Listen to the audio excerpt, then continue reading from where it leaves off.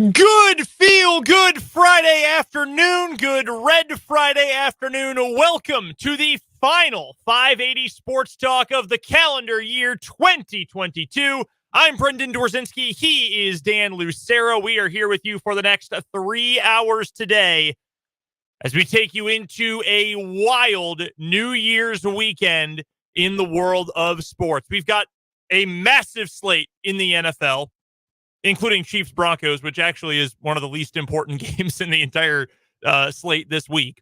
We assume the Chiefs are going to win. We'll get to our keys to that coming up. We've got the college football playoff coming up tomorrow. Also, the Kansas State Wildcats in the Sugar Bowl taking on Alabama. We'll make our picks for that coming up in just a little bit. Tomorrow as well, the start of Big 12 basketball as well. KU is taking on Oklahoma State. K-State is taking on West Virginia. So we'll look at those matchups, and we will get a little preview of the Big 12 season as a whole over the course of the show today. When it comes to Chiefs-Broncos, we'll get to our keys, big Chief pick, cover pick for the game coming up on Sunday afternoon. Matt Derrick is also going to join us later on this hour for our weekly Herman's Meat and Smokehouse Chiefs Insider discussion. That's, again, bottom of this hour. Next hour, we will, of course, preview the Sugar Bowl. We will preview Big 12 basketball, and we will find our yearly champion for What Is Wrong With You. We are down to just 3 stories. This is the biggest day of the year for our program. We are down to the final 3, the family funeral feud from August, the skeleton sex house from November, and Chiefsaholic from December. And we will find the one that will go in the rafters here in the 580 studios upon Huntoon Hill for all eternity as the 6th ever winner of What Is Wrong With You. We encourage your input. We have already gotten some input on the Big O Tires text line, 785-272-9429. Feel free to put forth your pick for this year's champion. We also have a Twitter poll at our Twitter page at Sports on 580. So if you follow us there, you can vote in the poll. If you don't follow us there, you can follow us at that Twitter account and then vote in the poll. But we do want to hear from you. We want to hear your voices be heard. We'll certainly take that in consideration as we pick a champion, a 6th annual What Is Wrong With You champion today. Crazy to think this is already the 6th year of it. That is truly incredible. So we will find that coming up during the 4 o'clock hour. We'll also get to our 580 Sports Talk headlines today, and we will do a little 2022 year in review. Dan and I have our top 5 sports stories of the year. We used to do 5 local stories, 5 national stories. But to be completely honest with you, now that the show is only 3 hours instead of 4, we don't need to pad content like that anymore. So we've got our 5 personal biggest stories of the year coming up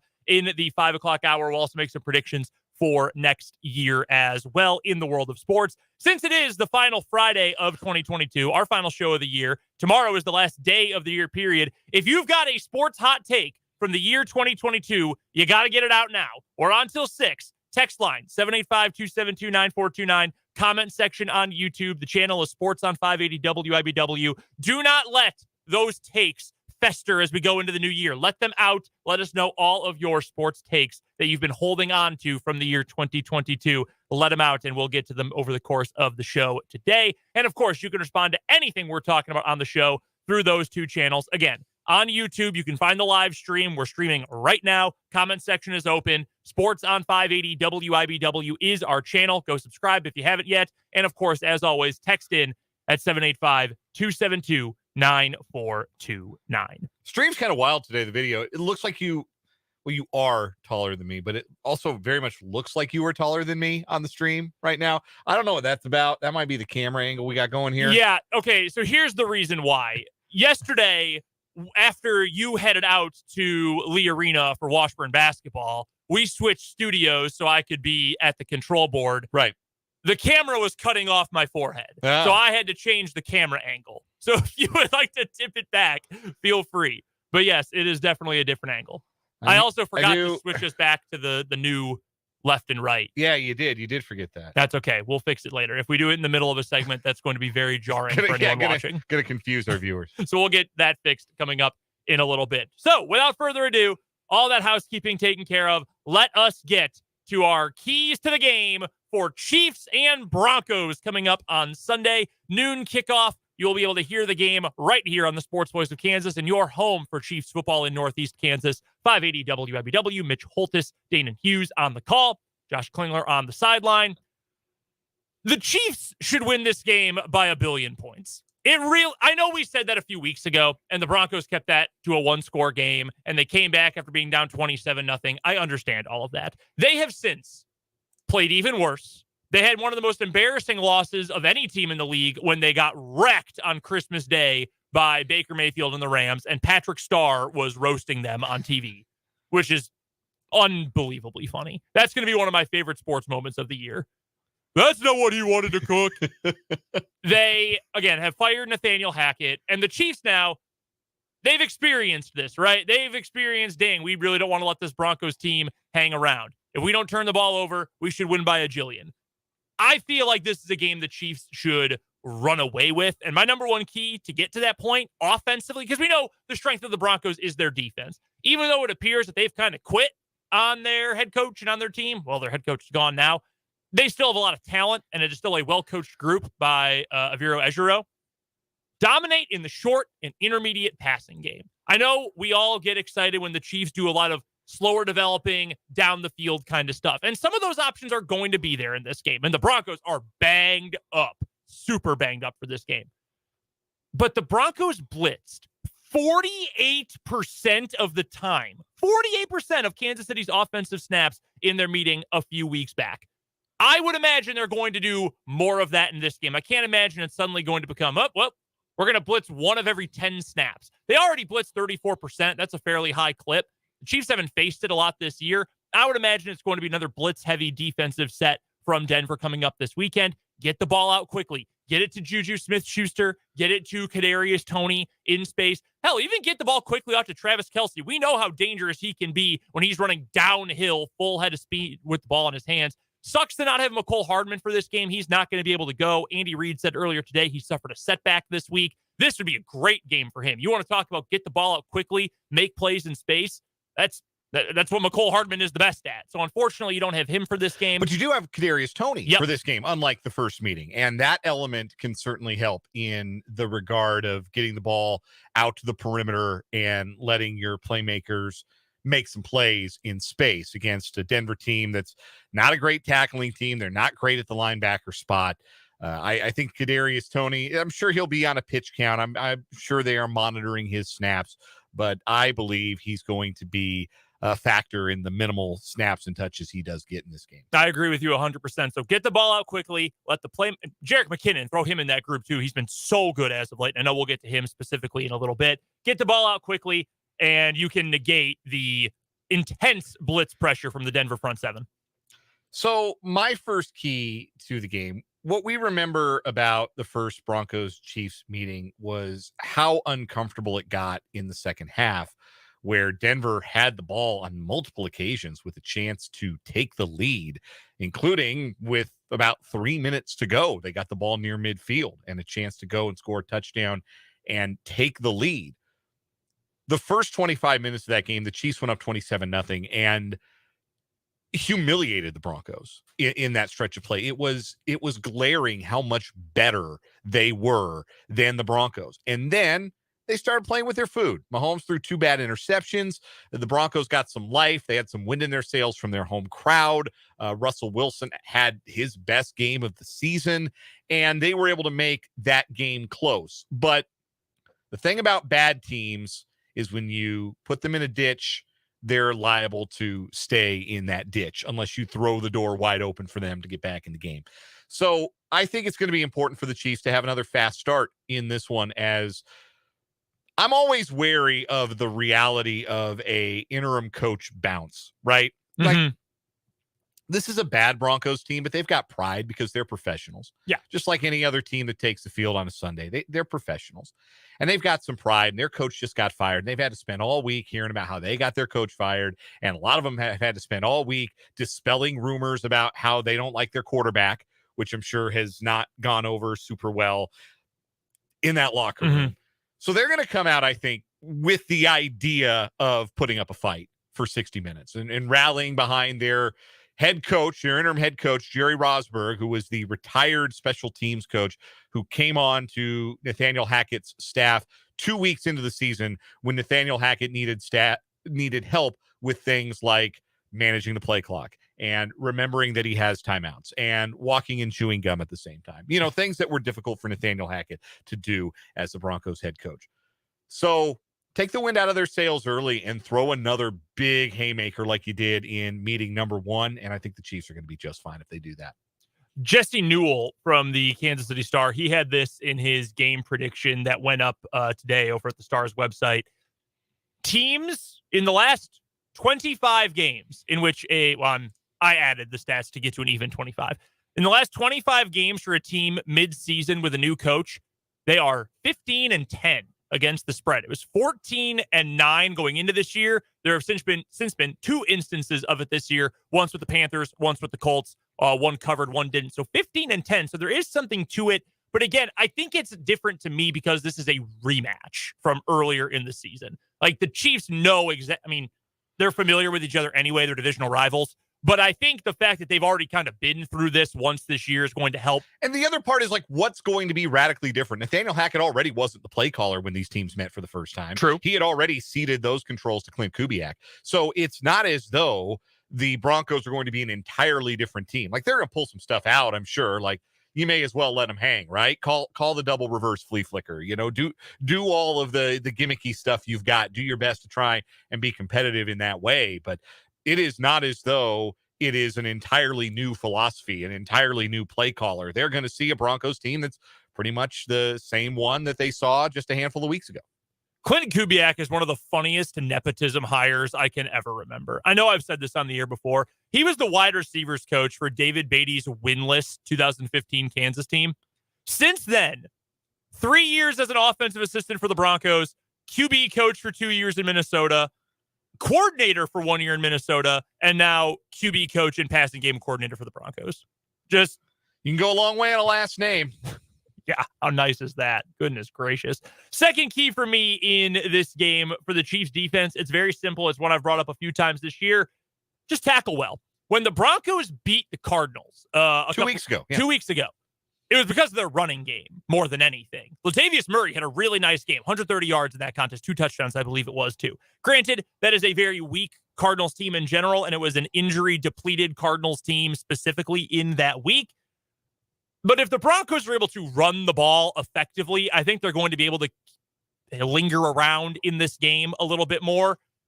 Take that away. Tackle well. Don't allow them to break off 6, 7, 8-yard runs. Keep it to 3, even 4 yards an attempt. Force them into more passing situations.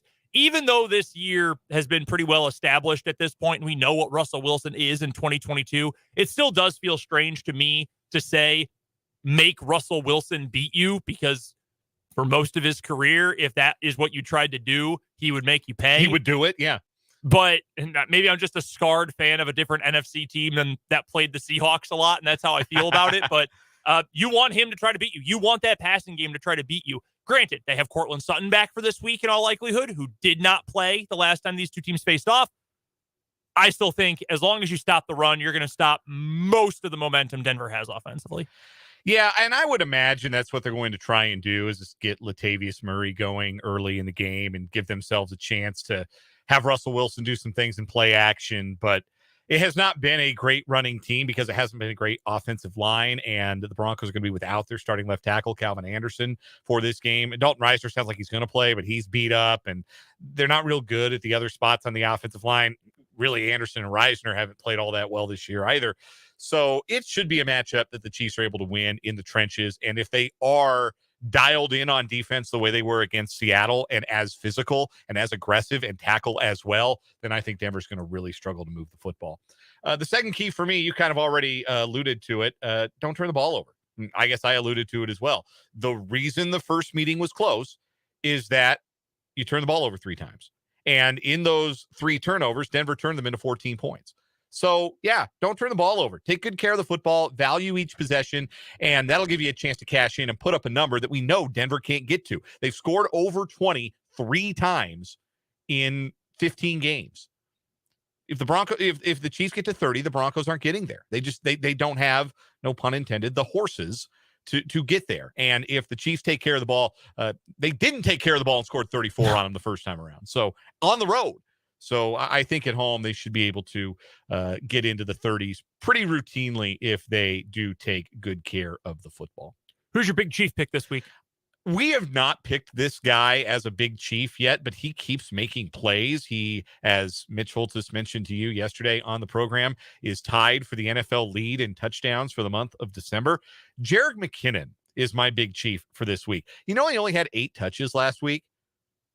That's crazy. Yeah, that's like a decrease in volume from where he had been the couple of weeks before, but we didn't really think about it that way because they're really impactful. Every time Derrick McKinnon touches the ball, it feels like good things happen. And I think that he's going to be a guy, he had 2 touchdowns in the first meeting between the Chiefs and the Broncos, and I think he's due for another one on Sunday. I think that he is such an impact as a receiver out of the backfield, particularly against a team that stands to blitz quite a bit. They're going to have to try and bring some extra guys to get some pressure. Their 2 best pass rushers, one of them, Randy Gregory, is not going to play. He's been ruled out. The other, Baron Browning, is questionable. He's been dealing with injuries. So this is not a menacing pass rush. If they want to pressure Patrick Mahomes, they're going to have to do it with 5 or 6 man pressure. That's going to leave a receiver out of the backfield, and I think Derrick McKinnon will be the biggest beneficiary of that. So he's my big Chief. Yeah, that's a great pick, in my opinion. In the last 4 weeks, Derrick McKinnon has 49 touches. That's 29 carries, 20 receptions, 354 total yards, 6 total touchdowns. That is phenomenal. 354 yards, by the way, if you extrapolated that out over the course of a 17-game season, that's 1,500 plus yards from scrimmage. That's a pretty damn good effort from Derrick McKinnon. And the touchdown numbers, if you want to extrapolate that over 17 games, that'd be 25 and a half touchdowns in a season. So 25. That's incredible. And you're not going to get that for an entire season out of your number 2 back. But he's been one of the best players overall for the Chiefs in recent weeks. He has been absolutely sensational. My pick for Big Chief this week, I'm going to call my shot on this one. I'm going to go with Trent McDuffie. He gets his first career interception this week. Okay. I do think the Broncos will try to air it out. I think that's what the Chiefs want. I think they will try to air it out, though. Getting Sutton back for this matchup, obviously that helps. I like Sutton as a player. Really hasn't been the same since he had that injury a couple years ago. Here's the thing. I was listening to Denver Sport. I was in Denver the day they fired Nathaniel Hackett on Monday. That was the day I was driving back because I had to drive because my flight got canceled, all that good stuff. So anyway, I had plenty of time to listen to Denver Sports Talk Radio on my way out of town. And the way they talk about Courtland Sutton is not that flattering. One of the hosts openly suggested they turn him into a tight end. Like, interesting. That's the player he is now. Like, he doesn't get any separation. He's not been that deep ball threat. Their best guy is Jerry Jeudy. Now, he's banged up too. He's questionable for Sunday's game. I believe he's going to try to play. But I also think that the Chiefs will be very in tune to what Jerry Jeudy can do and have a bit of a different plan for him than the one that allowed him to score 3 touchdowns in the first meeting. And that may mean that there's an opportunity for Courtland Sutton to be the big body target kind of on the perimeter that is able to accumulate some catches, and the Chiefs are going to have to keep an eye on him, but he's not a guy necessarily anymore that scares me with the threat of the big play. He feels like a guy, okay, maybe he catches 8 passes for like 61 yards. Like that's kind of who he is now. All right. I think that's totally fair. That's good insight. So that essentially tells me Courtland Sutton has become Jordan Matthews. Remember Jordan Matthews? He's out of Vanderbilt, I believe. Yeah. Had like one really good year early in his career, got injured, never was the same player ever again, has tried the last couple of years to come back into the league as a tight end.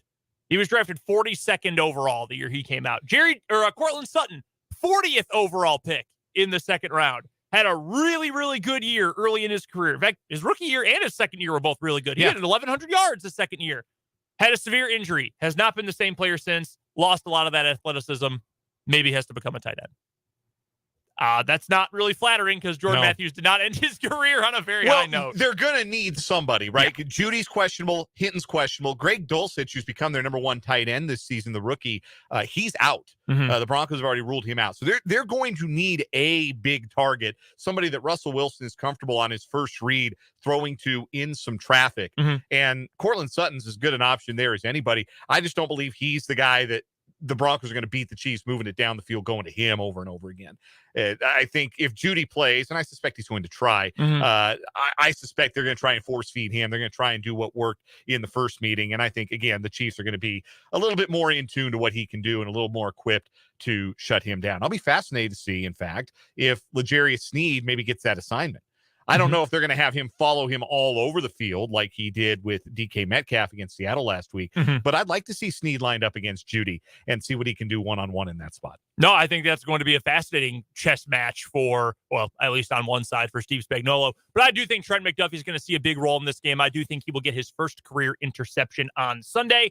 With that, our picks for the game. You are welcome to send us your picks for Chiefs-Broncos, either in on the Big O Tires text line, 785-272-9429, or you can send them into us in the YouTube comment section. Sports on 580 WIBW is the YouTube handle. My pick for the game, I've got the Chiefs winning big, 35-13. I think they blow out the Broncos. The spread is 12.5. I think the Chiefs still cover that. So pick them outright. I pick them to cover, and I think they'll go over as well. The over's 44.5. I think I've got, 48 points? So I'll take the over. I tend to lean with one of our texters on the Big O Tires text line from the 785 that says that 12.5 point spread is, in his words, unbettable. And I understand where you're coming from with that, because all the big numbers the Chiefs have been favored by this year, they have not covered those big numbers for the most part. Now, they covered last week. They were 9.5 point favorites against the Seahawks, and they covered that one fairly comfortably. But more often than not this year, they have not covered the spreads. They have not covered those big double-digit spreads. That being said, this is one that they should absolutely cover. If they take care of the ball and if they can defend with the same sort of intensity that they defended against Seattle, I don't think Denver's going to have much of a prayer. I'm going 31-14 Chiefs, very similar scores for us. That's a cover. That's an over. Again, send us your picks throughout the day for Chiefs-Broncos. We'll talk more about this matchup coming up in just about 10 minutes with Matt Derrick of ChiefsDigest.com. First things first, though, let's take our first commercial break. We'll come back, play Change My Mind here on 580 Sports Talk.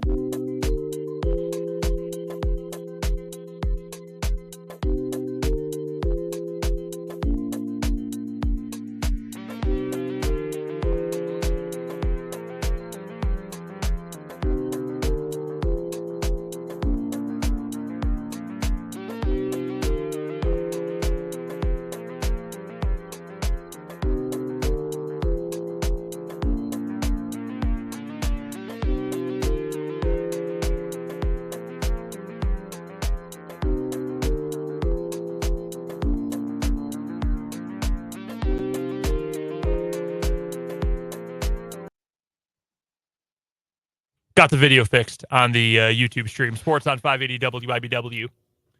It took all the way till the end of the year, but we've got a better video setup, I think, now. Actually looks like we are communicating with each other. Yeah, even though we are on different sides of the glass here in the studio. I'm Brendan. He is Dan. We're here with you until 6 o'clock today, the final 580 Sports Talk for calendar year 2022, which means it's our final round of Change My Mind for calendar year 2022. And this one is ripped directly from our good friend Matt Verderam over at fansided.com. Spoke with us on Tuesday this week, usually joins us on Mondays. Said he's working on a project right now in which he's ranking the top 32 quarterbacks of all time, NFL history. And he says, for transparency's sake, he's got 4 from the NFL today, 4 current active quarterbacks in his top 32 all time. So I will use Matt's number, change my mind. There are 4 active quarterbacks who are in the top 32 all time. I'm assuming Rodgers, Mahomes, and Brady. I think they're shoo-ins. Trying to think of who the 4th would be. Would it be Matt Ryan? Matt says via his tweet, Ryan and one other were close but did not make it. And there's one he put ahead of them. Who am I forgetting then? We just talked about him. Russell Wilson? That's who Matt has. He's got Brady, Rodgers, Mahomes, and Russell Wilson. He says in a later tweet, he has Russell ranked 32nd. You know what? Yeah, I'm okay with that. I can rock with that. I mean, this has been the season from hell for Russell Wilson, and maybe it's over for him as a great quarterback, as a top tier elite quarterback. But a 10-year run where he went to the playoffs 9 times, made the Pro Bowl 9 times, won a Super Bowl, and was one of the most dynamic playmakers in the league during pretty much the entire 10-year stretch. Yeah, I think that makes him a top 32 quarterback of all time. I do. Like, I wouldn't, like, you get past, like, the obvious names, like the elite of the elite, you know, your Marinos and Elways and Montanas and guys like that, Manning, Favre. You know, you get outside of, like, there's a pretty clear, like, top dozen. Yeah. And then after that, yeah, like, are you going to really tell me that, like, Boomer Esiason was better than Russell Wilson? Or that, like, Ken Anderson was better than Russell Wilson? Or, I don't know. Well, it's hard, too, because the quarterback position has changed. So, like Johnny Unitas is on the list. Yeah. Right? Like, but Johnny Unitas quarterbacking was so different than, right. I mean, shoot, even like, the 90s, let alone now. But, yeah, like, I'd put Wilson over, like, Terry Bradshaw. Like, I know Bradshaw won all the Super Bowls. I would put Staubach over Wilson. So it's not it's not strictly an era thing. Yeah. But, like, Bradshaw threw a lot of picks. Like, a lot of picks. Yeah. And was not the weapon with his legs that Russell Wilson was. So, yeah. I'm okay with Russell Wilson in the top 32. Yeah, for sure. I'm looking right now. I've got Pro Football Reference's list of the all-time passing yards leaders. And you're right. I mean, most of these are pretty clear. Brady, Breeze, Peyton, Favre, Roethlisberger, who I do think would be in there. Top 30. Yeah, he's top 32. Would you put Rivers up there?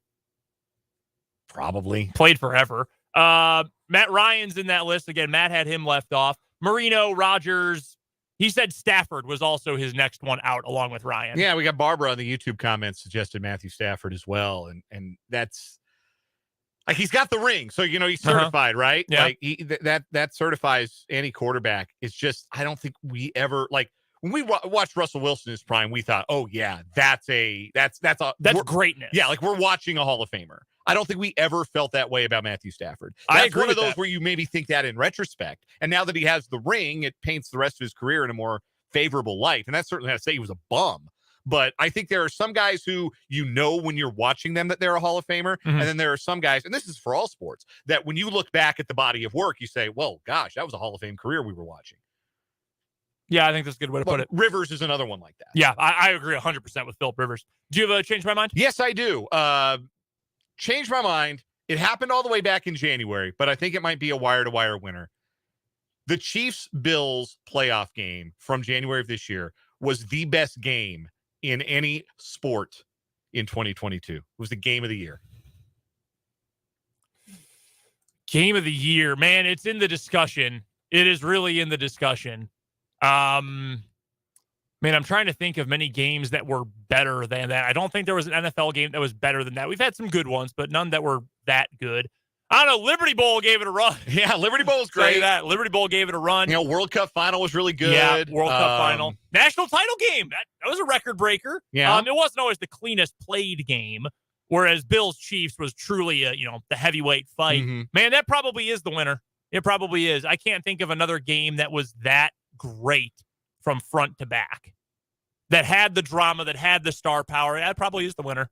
I don't think I can make an argument for anything else. Liberty Bowl might be close, though.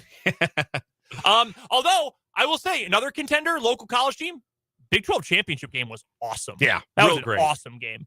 Gets a bump for us because we were there, True. certainly. The best game I saw in person this year. I can say that without any hesitation. Yeah, no doubt about that. We've got to take a quick timeout. Matt Derrick joins us next on 580 Sports Talk.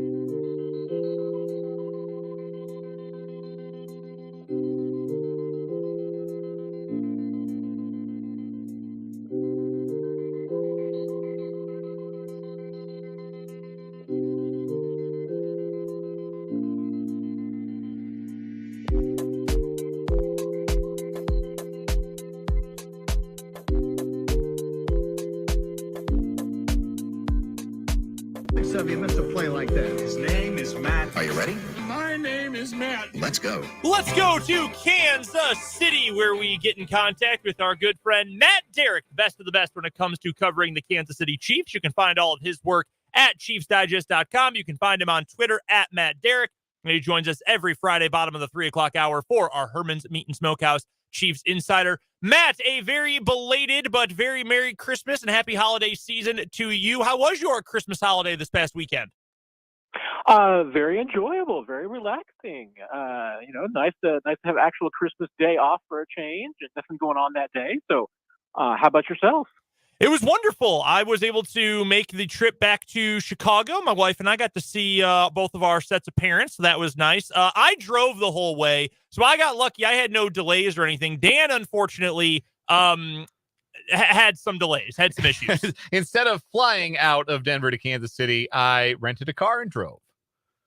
I have been there. I got stuck once in New York, and the airline, the closest they could get me, because it was like a Friday, they said I could wait until Tuesday, or they could get me to Detroit and then to Omaha, and I could rent a car.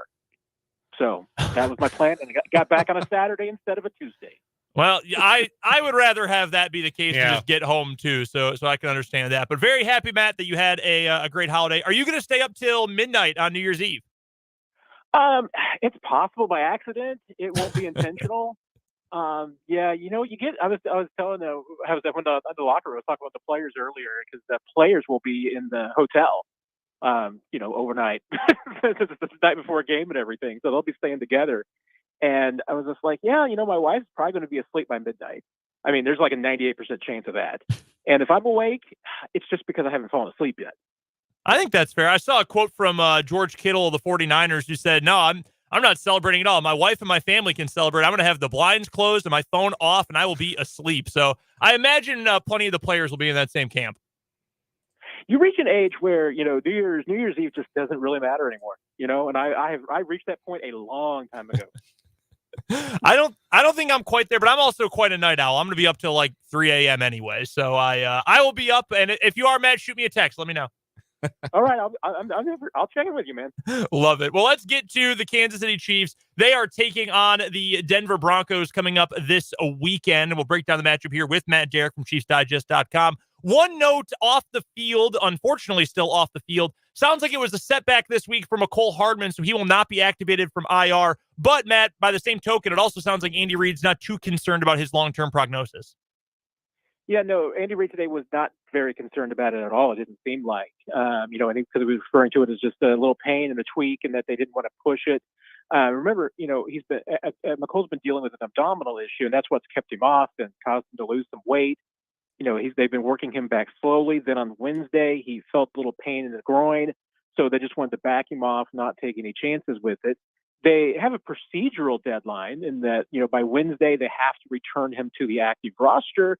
But that's also not it's not like you can't put him on the active roster and then continue to rest him if you need it. The only catch is that if you don't put him on the 53 by Wednesday, he's gone for the season. So, that's the only procedural thing that the Chiefs have in front of them. But it doesn't sound like it's anything serious. And I would still expect from what we heard from Andy Reid today that he'll be on the 53-player roster next week. Our guest is Matt Derrick of ChiefsDigest.com. He is our Herman's Meat and Smokehouse Chiefs insider. He joins us every Friday at this time here on 580 Sports Talk. You can follow Matt on Twitter at Matt Derrick. Matt, I would say it was one of, if not the best defensive performances of the season for the Chiefs against the Seahawks last Saturday in that 24-10 win. They held that Seahawks team without a touchdown until garbage time.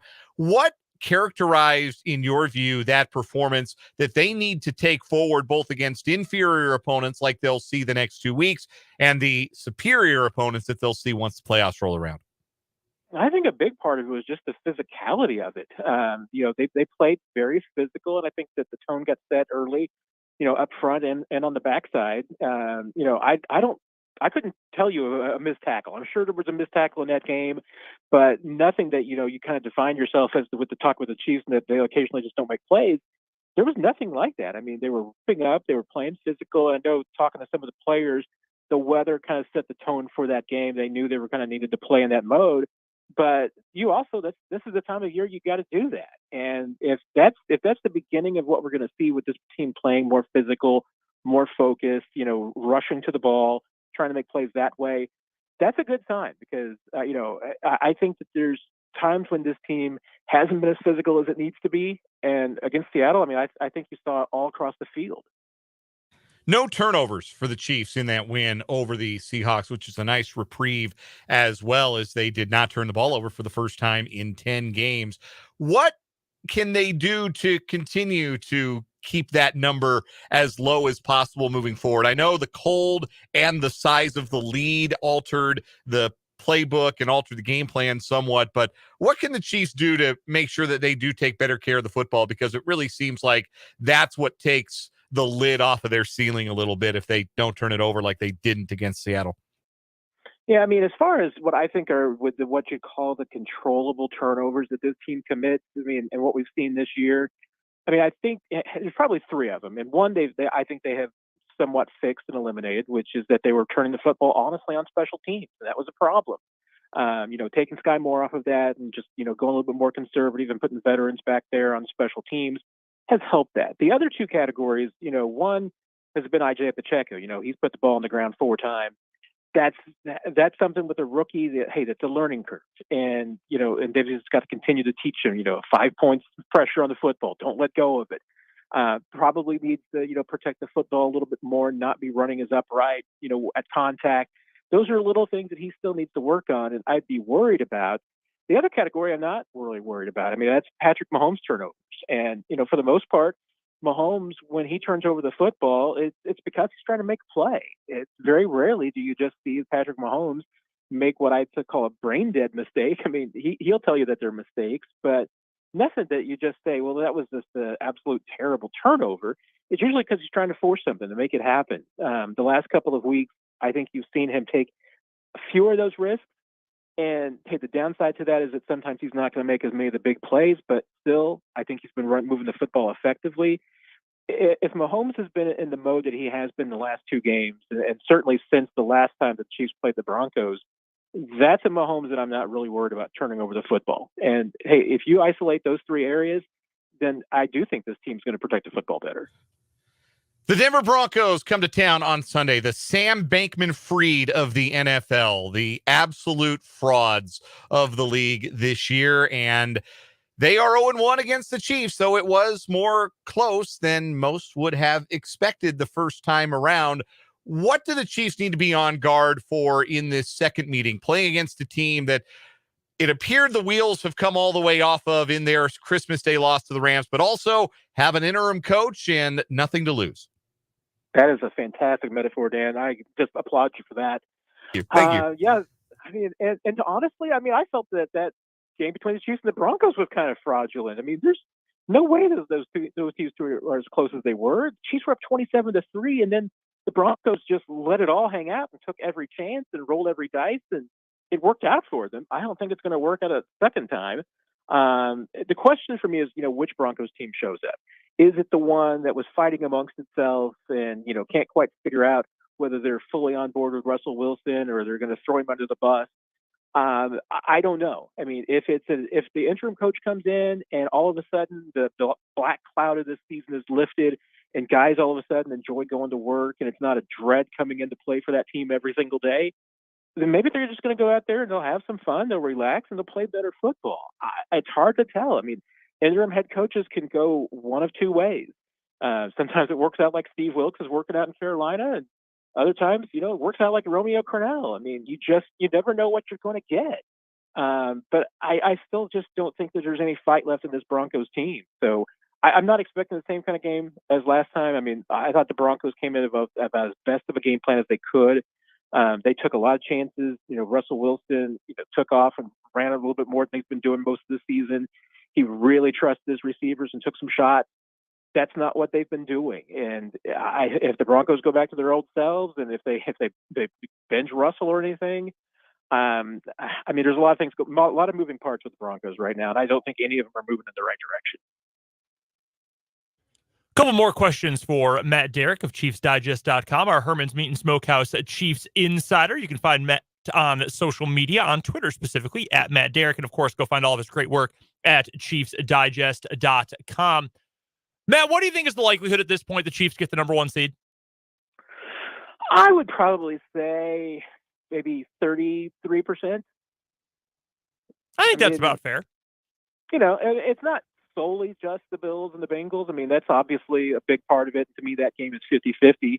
It's just a few other pieces that, hey, you got to win both your games, and nothing happens there. So, I mean, like I said, maybe a little better than that, 35 to 40%, but that's kind of the range I feel it's in. Is that the kind of thing that the Chiefs, I don't know about necessarily need, but do you think they would benefit more from having that than any of the other teams who are still in the running? Or is it maybe a little bit overblown when you're dealing with true Super Bowl contenders? I don't think it's overblown this year just because, it really depends on the season and the makeup of it. I mean, we've obviously seen the Chiefs have managed to make it through a bracket where they've gotten, home field advantage because some other teams upset the number one seed. That's happened. I mean, it could happen again this year. But to me, the AFC this season just seems so top heavy with those top three teams. And those are the teams you don't want to face. And if you're the number one seed in the AFC this year, you're only going to have to go through one of those teams. You're not going to have to go through two of them. And any wildcard team, for the most part, I mean, all of them would have to probably go through the gauntlet of Chiefs, Bengals, Bills. But if you end up as the one seed, you're only going to have to go through one of those. If you end up as the 2 or the 3, you're going to have to beat probably 2 of those teams. And that's what makes it so tough to me. I don't think it's the extra, wild card game. I don't think it's, losing out in the extra week. I think it's just that you're going to have to go through 2 of the toughest opponents rather than just one. Isn't it crazy that as a starting quarterback, Patrick Mahomes has still never played in a true road playoff game? It's really amazing. I hadn't realized how long that streak was until Luke Shannon with the Chiefs told me, 10 games that they've played at home or on neutral field. And I believe that is it tie for the longest streak. I think the Dolphins at one point did that too. I think there was another team in there, but it's crazy. I mean, hey, there's a pretty good chance that they'll be extending that. All right, Matt, what's the official prediction? I believe the spread, at least at last check, was 12.5 favoring the Chiefs. Nearly 2 full touchdowns is a lot of points in the NFL, but the Broncos are trending downward still. The Chiefs are fighting for the number one seed and possibly a Super Bowl this year. Do you think the Chiefs can cover a spread that big?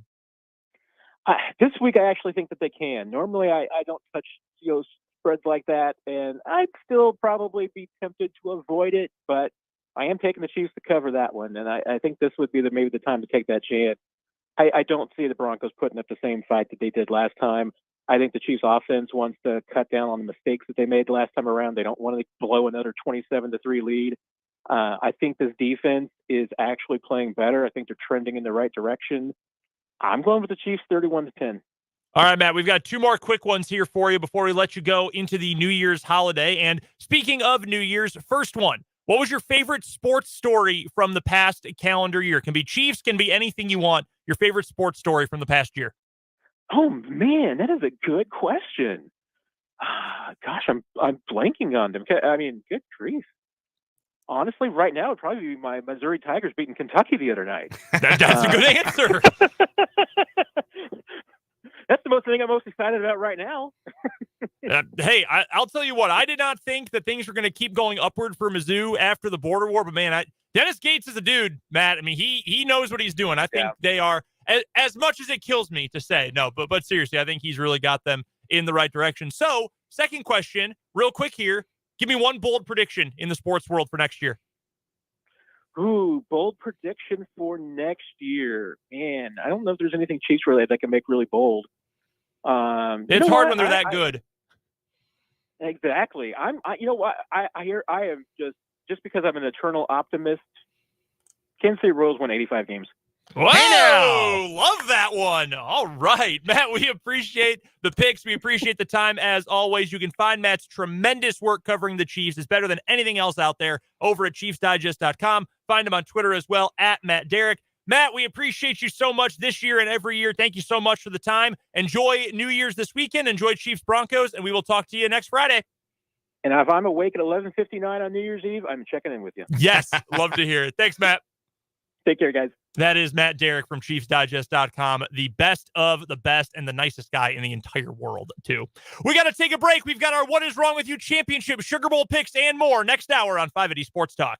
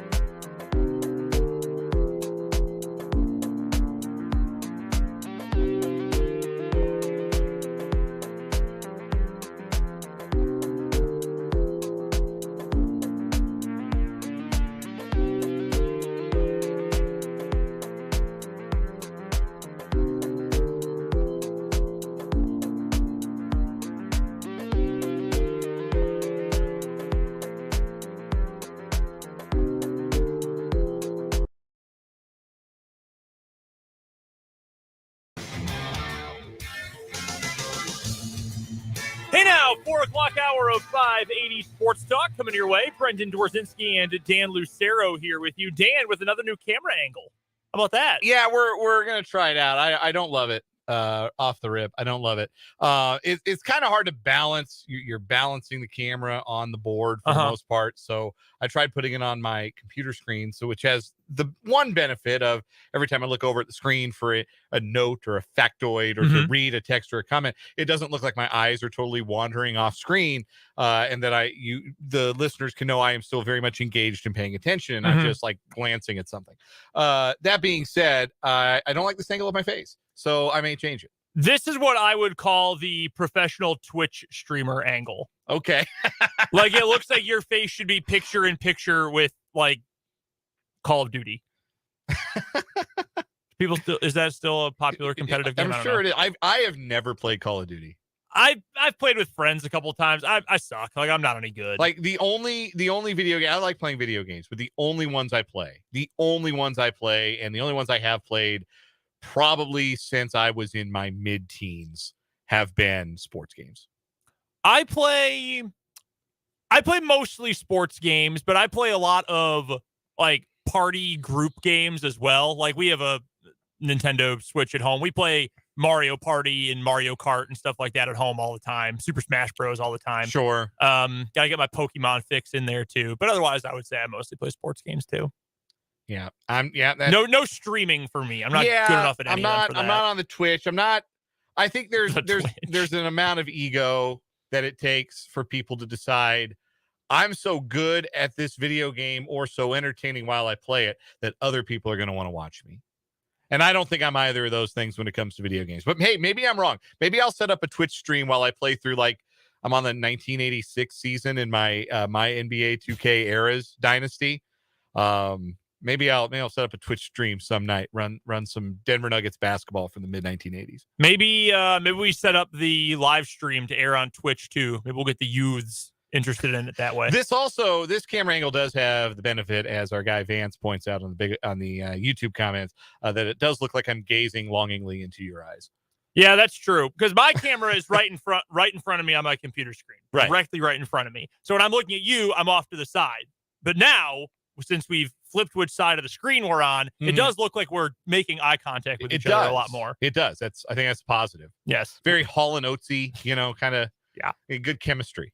We are still, as time goes on, improving and perfecting and fine-tuning the video streaming experience of 580 Sports Talk, and I'm sure the guys on Mic'd Up are as well. If you haven't subscribed to the YouTube yet, what a great way to start 2023 and end 2022 by subscribing to our YouTube channel. So you can see all of our live shows. You can see all of our reactions to K-State games, KU games, Washburn events as well, the live streams, Chiefs Instant Reaction Show, all of that you can find on our YouTube channel, Sports on 580 WIBW. And of course, you can listen to the show as you can every single day right here on the Sports Voice of Kansas, 580 WIBW.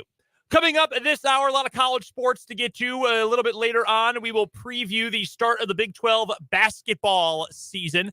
KU versus Oklahoma State, K-State versus West Virginia coming up tomorrow. Get some notes on the start of the Big 12 basketball season. We will also, of course, find our yearly champion, the 6th annual yearly champion of What Is Wrong With You. 3 stories going head-to-head today. The family funeral feud, that was our August winner, up against the Skeleton Sex House from November, which goes up against Chiefs-Aholic from the month of December. That's coming up here in about 15 minutes or so, 10 to 15 minutes. But before we get there, the biggest game of the weekend, I think easily for our area, considering the fact that the Chiefs should roll the Broncos and the Broncos are awful. It is the Sugar Bowl.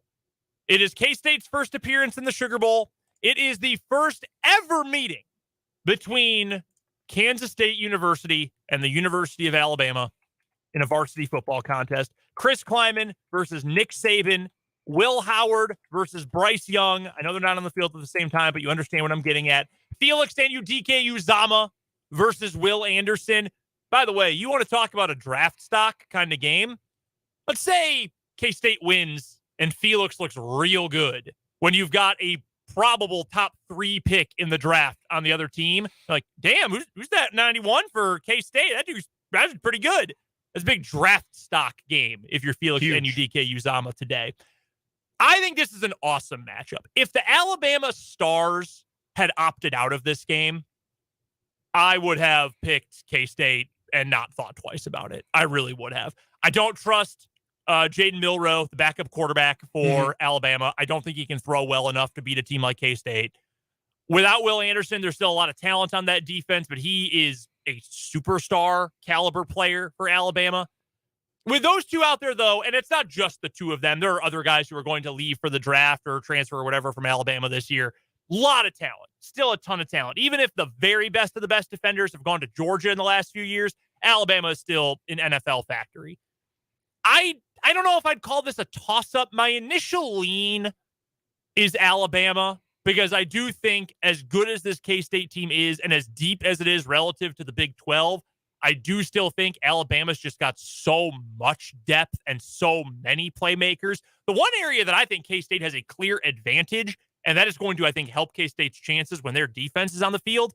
I love K-State's defensive backs against the wide receivers of Alabama. I said this when we were talking to Fitz earlier in the week from Go PowerCat for our Wildcat wrap-up. This isn't Jalen Waddle and Jerry Jeudy and Henry Ruggs out there who are catching passes for Alabama. This isn't, Julio Jones to go a little bit further back. There's no Jamison Williams. There's no Devontae Smith, the Heisman winner. Hell, there's no John Mechie. Yeah, usually we know the names of Alabama's wide receivers. They are household names as far as college football goes. They don't have one of those guys this year. No, the most household name who returned this year in the Alabama receiver corps, left the program, transferred to Texas, and now is gone there too, Adgie Hall. So I think that might be, of all the matchups in the game, the most favorable matchup for K-State is their defensive backs, who we know that group has NFL talent. Even though the safeties have been banged up, we know there's NFL talent in that K-State secondary. I'm not sure there's a ton of that in the wide receiver group who's going to play for Alabama. I think the other piece, and this is an obvious one, Deuce Vaughn running against an Alabama defense that's good, that's talented, but isn't, that's not 2012 Alabama out there anymore defensively. It's still Alabama, but it's not Alabama. Yeah, exactly. I guess that's the best way to describe this Alabama team. Obviously they're really good. They're a top 5 team in the country. They're 10-2. They're a really good SEC team, which means they have a bunch of really good football players. That's not different. But I think anybody expecting that K-State's just going to roll over for some kind of all-consuming death machine of a football team hasn't watched Alabama play close enough this year.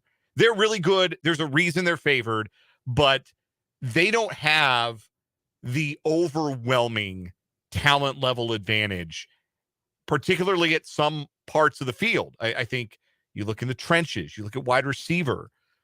Usually those are places in recent years when Alabama has teams that go to the playoff, which is most years, or win the national championship, is they're just way better than everybody else at those spots. And this year, the reason they went 10-2 and not 13-0 is because they're not as much better in those spots. Now, I do think they do have some advantages. They're going to have some trench advantages, I think, on Kansas State.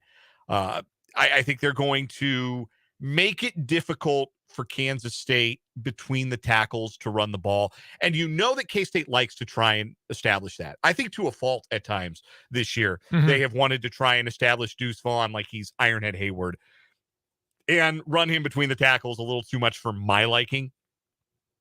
This is not the game where that's going to work. This is not the game where Deuce Vaughn is going to have a lot of joy running, power or running gap. And Tim Fitzgerald laid this out for us when we talked to him on Wednesday.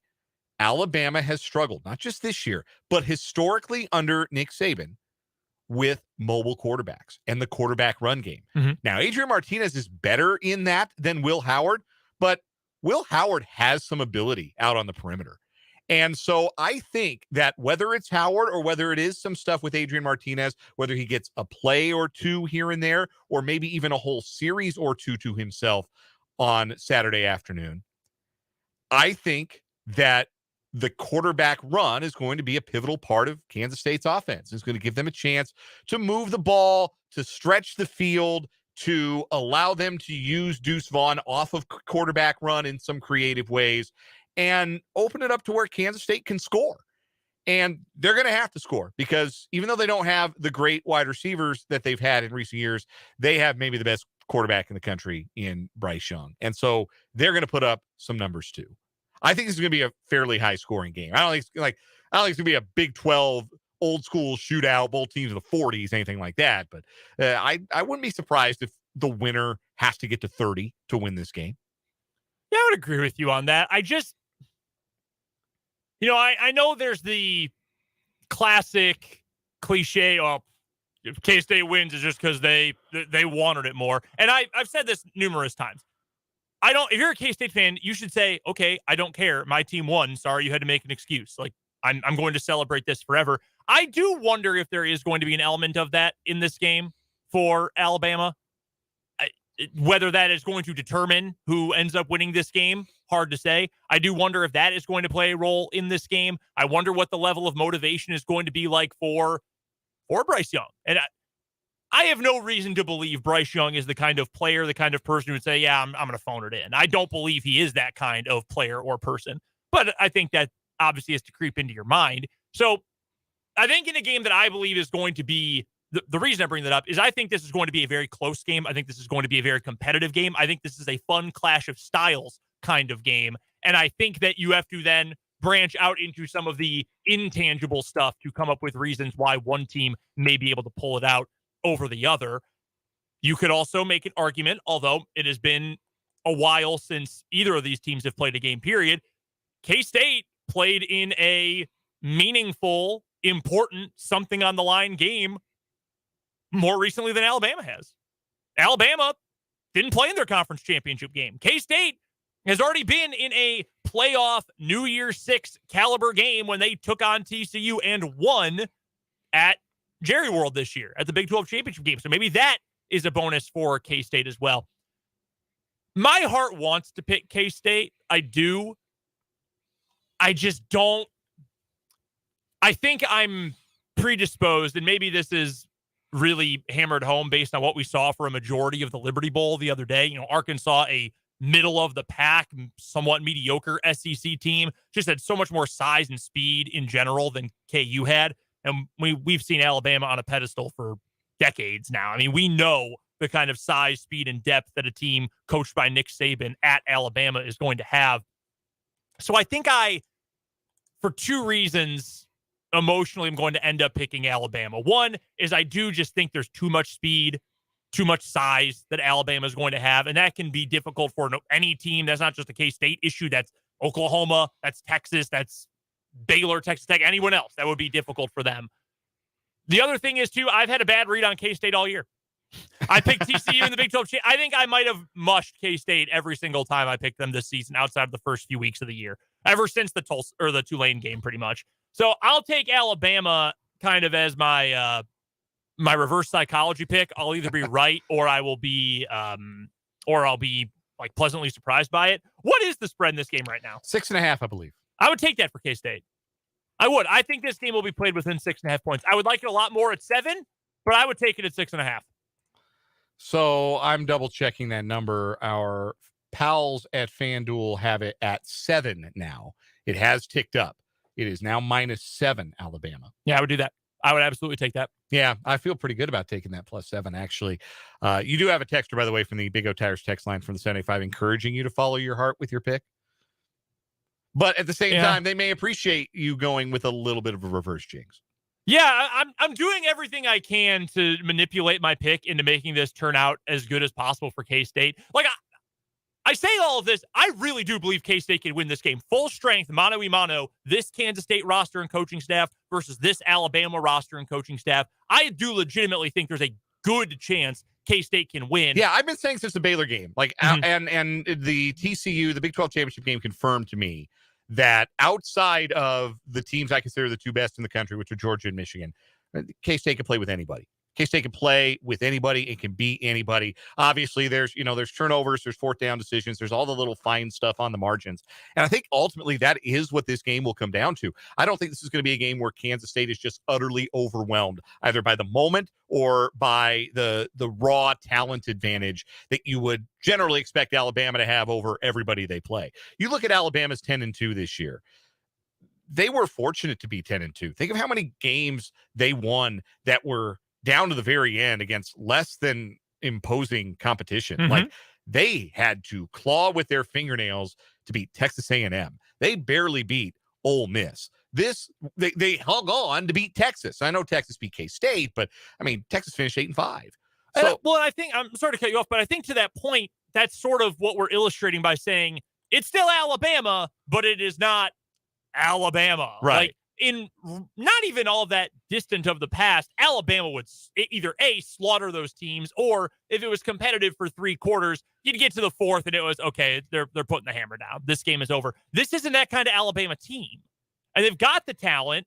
And I'm not saying that Nick Saban's lost it. I'm not saying anything like that, but I am saying this just isn't the, or whatever phrase you used, the unstoppable machine anymore. Either way this goes, I am glad that Alabama is coming into it full strength. I agree. I think it's good either way, because if Kansas State wins, then you don't have to listen to SEC honk tell you, well, it's only because Alabama didn't have their quarterback and they didn't have Will Anderson. They have this guy, they have that guy. You don't have to listen to that. You can just say, hey, we took them on straight up and we beat them. You get those bragging rights for as long as you can stand to have them, which I suspect would be a very long time. But even if Kansas State does not win on Saturday, the fact that they're playing against a full-strength Alabama is a measuring stick for them. Because, again, it may not be the peak Alabama team, but this is still a top-tier SEC program. And Kansas State will get to measure itself and see where it stands with this team, with this collection of guys, which was, we knew coming into the season, had a chance to be a Big 12 title contender and Chris Kleiman's best team. And they have met and even exceeded, I think, a lot of people's expectations for them. This team, how do they measure up to a program like Alabama? How do they really measure up to what Alabama brings at their best? And whatever comes out of this game, you're then able to look at your program and say, hey, if we want to stay at this level, or if we want to take one more big step to where it's us and not TCU playing in the playoff. Well, I guess the playoff's going to expand, so like the playoff gets a little bit more realistic for teams like Kansas State. But your point makes sense. Yeah. Like, Kansas State gets to look at themselves in the mirror after this game, one way or another, and say, this is where we stand next to Alabama. This is where we need to improve. This is how we get to the next step. It will be a very revealing game for Kansas State one way or another. I do think they cover. It is hard for me to pick them, though. I do think that Alabama will be able to do enough to mitigate Vaughn and the K-State wide receivers. So I think K-State can score, but I think it's going to be hard. I think they're going to have some drives that are a struggle. I think they're going to have to settle for some field goals, and that may cost them in the end. I think something like 30-27 Alabama, 31-27, something along those lines may end up being the final score. But I absolutely think K-State can win this game. I would agree with that statement 100%. I'm looking at some different models right now. So ESPN's Football Power Index, they take their models, their profiles of the teams, they have them go face-to-face in their computers 20,000 times, and they come up with this percentage. They've got Alabama at 72.5% chance to win the game outright based on that model. That seems ridiculous to me. I don't think there's that big of a disparity between these two teams. I would say, and using the Brendan Football Power Index, the BFBI, I would say it's like 60-40. Like, I think the talent does mean something for Alabama, and the depth and speed do mean something. This K-State team is really well coached. K-State's got a lot of talent too. Multiple first-team All-Americans, first, second, and third team this year. I think K-State can keep this one close. I'm also looking from Stats Perform. They've got Alabama, and this is fitting for the spread, by their tracer model, as 6.5 points better on a neutral field than K-State is. So right about where the spread is, and up until today, exactly where the spread was. So I would take K-State to cover the spread. I think they've got a legitimate chance. I'll take Alabama outright. But if you said, hey, K-State wins this game 31-28, are you surprised? I'd say no, not one bit. No. And like I said, because I think it's going to come down to the marginal stuff. And if K-State wins on the margins, and that's something that their football program has done for so many years, is win on the margins, make the better special teams plays, win the turnover battle, better on third down, those kinds of things. If Kansas State can do that, then that's how they win. Is if they win on the margins, they win this game. Let us know your predictions for the Sugar Bowl. We've got a message in on the YouTube comments from Barbara that just says Emaw. I'm going to guess she's taking the Cats in this one. Also on the text line, the Big O Tigers text line, 785-272-9429. Texter on the 785 says that the Cats defense will hold Alabama under 30 points. I like that prediction. And if that's the case, I think K-State wins. Their chances of winning are certainly better if the game is a little bit lower scoring than 30 points for each team. Let us know your predictions for the Sugar Bowl. Again, either on the Big O Tires text line or in the comment section on YouTube. Of course, you'll be able to hear that game coming up tomorrow with Wyatt and Stan right here on your home for K-State Sports 580 WIBW. We need to take a timeout. When we come back, though, on the other side of this break, we will find our yearly champion of What Is Wrong With You. That's next on 580 Sports Talk.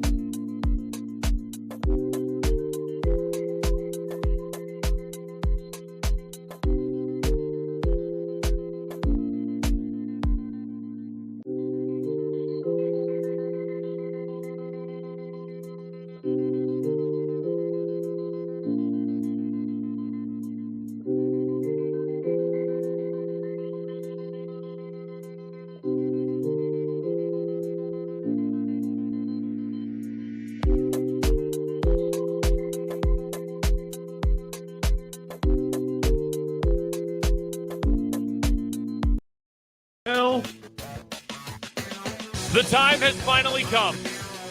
We have waited 12 long months to get to this moment. And we will finally, right now, find our yearly champion for 2022 in What Is Wrong With You. We have had 5 years of champions so far. Legends like the Grilled Cheese Standoff Man, Tailpipe Girl, The Wrong House Destruction, among others.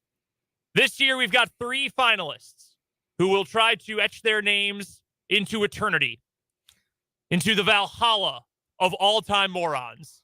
and have their banner raised to the rafters of What Is Wrong With You Greatness forever. Dan, those finalists are from the month of August, the Family Funeral Feud.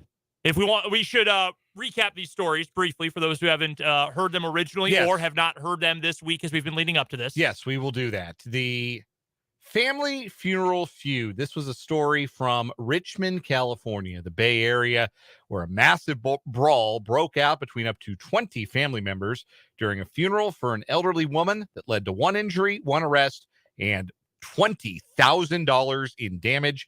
It occurred at the Rolling Hills Memorial Park at 1:30 p.m. after several reports of a chaotic altercation between 8 to 20 family members. An instance of family drama between a brother and a sister attending their mother's funeral and who do not get along. The brother and the sister began arguing. The sister's boyfriend took up for the sister. The brother and the boyfriend began physically fighting. Sounds like the brother got the better of that altercation. That's when it became a brawl and the police started to become called. At some point during that fight, brother got in the car, his car, and drove towards his sister with the intent of running him over. He said, there are going to be 2 funerals today. We're going to put 2 people in the ground today. And one of them's going to be you, sis. Except he did not hit his sister with the car. What did he hit? Well, another woman, a 33-year-old woman who was taken to the hospital with non-life-threatening injuries. Also, what else did he hit? Headstones and vases that were knocked over and damaged. Also, a water main that burst and flooded the funeral plot. What else did he hit? The coffin containing his mother, which hit the ground, presumably with a thud, but thankfully did not open and the body did not fall out. We almost had a Randall from Clerks situation there. When the brother got out of the car, a family member ran up on him and hit him with a cane, injuring him. I love the cane. The brother, a 36-year-old from Bay Point, was arrested for felony assault with a deadly weapon and vandalism. Preliminary estimates suggest the fight caused $20,000 in damage. That's the Family Funeral Feud. Hit him with a cane, soaring in from the clouds to hit him with a cane. Just when you think, finally, the dust has settled on this, with a flooded funeral plot and the coffin on the ground and an injured woman in this man's wake. No, somebody came and domed him with a cane. And honestly, I think he deserved it. Oh, yeah, no doubt about it. I think he deserved it. To not be able to set this aside at your mother's funeral, unbelievable. Our next finalist from the month of November, it is the favorite of the text line. This has become apparent to us in the last 48 hours. From Willoughby, Ohio, it is the Skeleton Sex House, where a homeowner who lives right in front of the middle school in town, Willoughby Middle School, posed several skeletons in his front yard performing sex acts. A neighbor who identified himself as Phil said, quote, "It's a serious thing. There's a lot of kids in the neighborhood. It's a very heavy neighborhood for families, so it's something. You've got a school. You've got tons of churches. Obviously, it's not something they want in their neighborhood." The mayor of Willoughby, Ohio, Robert Fiala, described the display as disappointing and unfortunate and called the homeowner, but did not get a return call. He said, after all that, hey, look, I respect his right to free speech. I cannot tell him to take down his house decorations. This mayor's got no stroke. None. Absolutely no stroke whatsoever. He may as well be one of those like little towns where they make the dog a mayor. Like, here's our mayor, figurehead. Sneakers the cat. Willoughby police say they have received complaints. However, it is a gray area for law enforcement because the display is not criminal in nature. That doesn't sound like gray area at all. That sounds like they can't do anything. Yeah. But the kicker, the homeowner told Fox 8 Cleveland he may leave the controversial display up beyond Halloween. I did some searching. I do not know how long it stayed up for, but I kind of hope it's still up. Just never take it down. Right? So I already put Santa hats on them in December. This got to the point where the bones were boning all Halloween season long. People were calling. The mayor called. Please stop with your grotesque display of sex acts with skeletons. And he said, no. In fact, I'm going to leave them up longer. I'm going to be the year-round skeleton sex house. And that's what this man's house will be forever. That's the house where the skeletons are having sex. I do want to have this on the record and let this be known that the listener and the YouTube commenter who offered to pay me $1 to advance the Skeleton Sex House through to the through to the finals, that was my choice yesterday, and I did advance the Skeleton Sex House, and I did receive the $1. I just want that listener to know that I did get the $1. It wasn't because of your bribe, but I do appreciate the bribe nonetheless.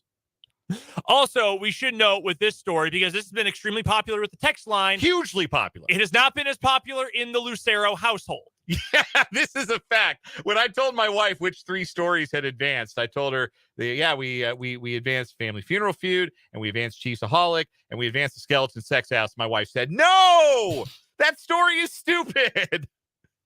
For the record, it is stupid. Yes. But it's very funny. It's incredibly stupid. Also, this is kind of wild as well. So we have a Twitter poll ongoing, and I think the Twitter poll has just recently closed. Okay. We had a Twitter poll for our Twitter followers to vote on who should be our What Is Wrong With You champion.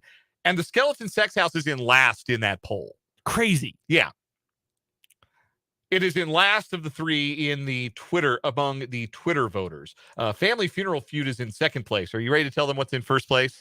In first place, it is our final monthly winner of the year.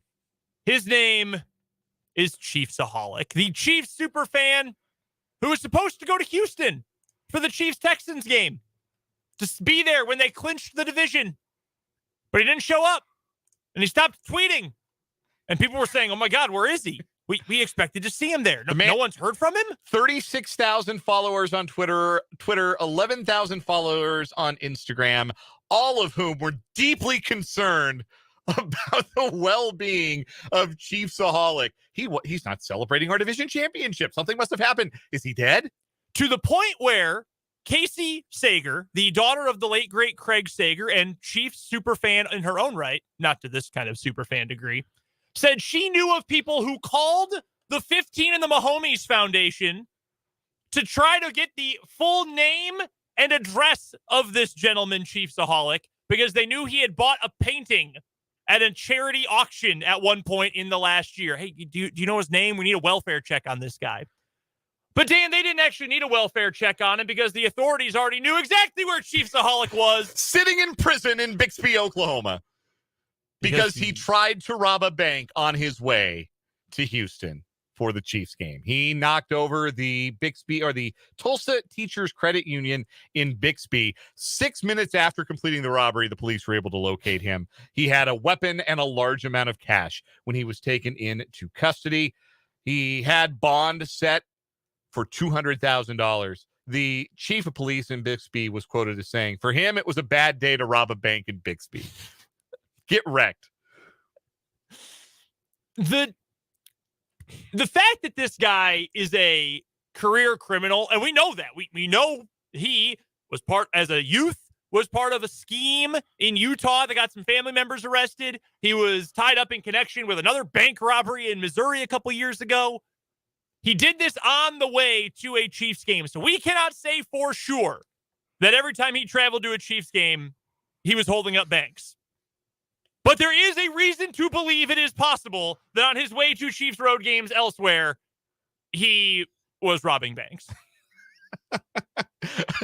He is just leaving a trail of robbed banks in his wake. Chiefs playing in Denver? I'll go ahead and rob a bank in Colby. Chiefs taking on the Colts? What's halfway there? They got a bank in Southern Illinois? Yeah, I could hit that on the way.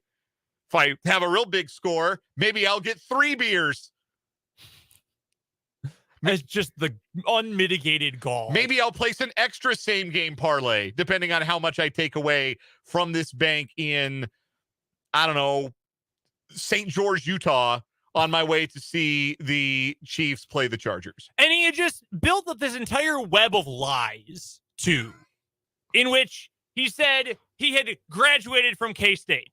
There's no record of him ever going to K-State. He said he started his career working for $12 an hour in a warehouse and now owns multiple warehouses all over the Midwest.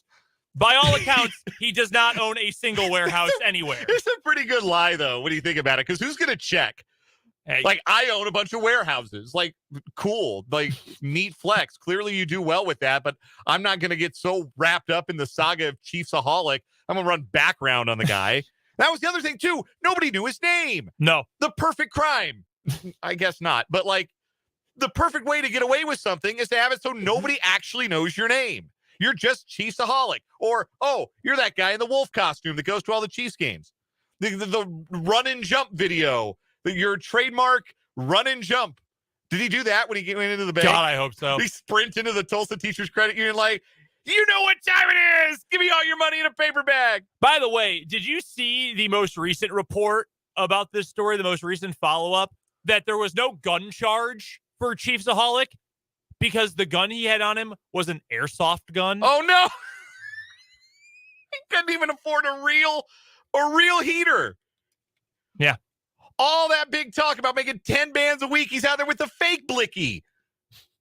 Now, the police in Bixby did confirm that he was not robbing the bank with his Chiefs mask on.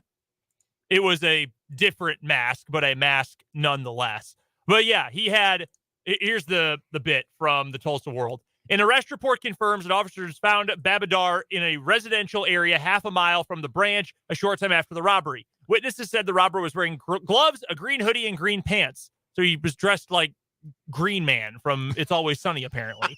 At the time of his arrest, officers say Babadar was wearing a backpack containing a green jacket, green sweatpants, gloves, and a paintball mask, as well as a CO2 pistol, which uses carbon dioxide to fire ball bearings or BBs. He had an airsoft gun and tried to hold up a bank and got arrested 6 minutes later. Just a career criminal who's not even good at it. So do we think like this was just part of like, okay, I've got my scheduled stops. Like, you know, when you go on a road trip and you got your eye on the gas gauge, you have a pretty good idea like when you're going to have to stop. So he's thinking, all right, Kansas City to Houston, Bixby, about halfway. I'll fill the tank. Maybe I'll grab a burger, something to eat on the go. Mm-hmm. Maybe get a big gulp. I'll go rob this bank and then I'll be on my way. Maybe make one more stop in Northeast Texas. What's going on in Denton? Mean Green playing today? Denton would be way off the beaten path for that drive. That's true. All right, well, that brings us to the moment of truth. Yeah. We've got 3 stories. It's the family funeral feud. It is the skeleton sex house. It is Chiefs-aholic. Dan, you go first most days. I will allow you the honor to go first here. What is your choice for our yearly champion, and what is wrong with you? So I love all 3 of these stories. I want to make that clear. I think all 3 would be worthy champions. This is extremely hard. I told Abby last night, I don't know who I'm going to pick. I think when I have done this in the past, I have gone to bed the night before the final, pretty certain of who I was going to vote for. That was not the case last night. Yeah. I have weighed this and tossed this over and over in my head. And honestly, I didn't know who I was going to vote for when this segment started. But I keep coming back to the many, many elements of humor in the family funeral feud. The fact that there was nearly a vehicular homicide at a wedding. The fact that a water main was damaged that just so happened to flood out the funeral plot.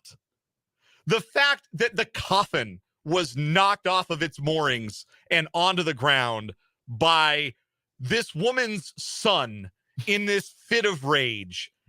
And when you cap it all off, the fact that he got out of the car and took a whack on the dome from a cane. Nobody knows where the cane came from, just that it was used in the commission of a bit of an assault. And after all of that, he's the only guy that got arrested. There were 8 to 20 family members involved in this. Only one arrest. It was the dude with the car. The story has so many layers to it, and I think that 15 to 20 years from now, it will be the one that makes me laugh the hardest when I recount it, because there is simply so much to it. My vote for the championship this year is the family funeral feud. You look at the skeleton sex house. This dude is a tool. I think that's fair to say. He's a troll is what he is. He's a troll for sure. They had the mayor call this man. But in the end, as funny as it is, everybody's got a bad neighbor. Everyone's got a bad neighbor story. This one's over the top, but it's a bad neighbor story. Then you've got the career criminal story with Chiefs-aholic, who robbed a bank on a way to a Chiefs game and is a career criminal. I think, to me, the funniest part of the story is that people genuinely wanted a welfare check done on this man, who they knew nothing about. They know nothing about him except that he likes to go to the Chiefs games in a wolf costume and dress like a furry to go watch NFL games in all weather in all sorts of cities. They were calling Patrick Mahomes' foundation. He was kind of a jerk on Twitter. He wasn't even like a nice guy. He's a prick. Yeah, telling people about how much money he's got. Oh, I live nice. I'm living large. Look at my car. Look at my warehouses. My warehouse empire in the greater Kansas City area. Look at the $1,000 bet I'm placing on James Winchester to score an anytime touchdown with DraftKings. He won $18,000 betting on Jody Fortson to score the first touchdown of a game. He sure did. With probably hot money. Probably wasn't his. At least not legally. And also the time he tweeted, "Just unfollow me, no one's holding you at gunpoint." And then ironically, he got arrested for armed robbery. But the fact that they knocked the casket over, they flooded the funeral plot, guy got hit with a cane. I changed my opinion on this twice over the last 24 hours. When the show ended yesterday, I was convinced I was going to go with the skeleton sex house. I thought about it last night. I thought, you know what? I think I have to change to Chiefs-aholic. I have switched again, and I'm going to make it my final answer, Regis. I'm going to join you, and I'm going to pick the family funeral feud. We have a winner.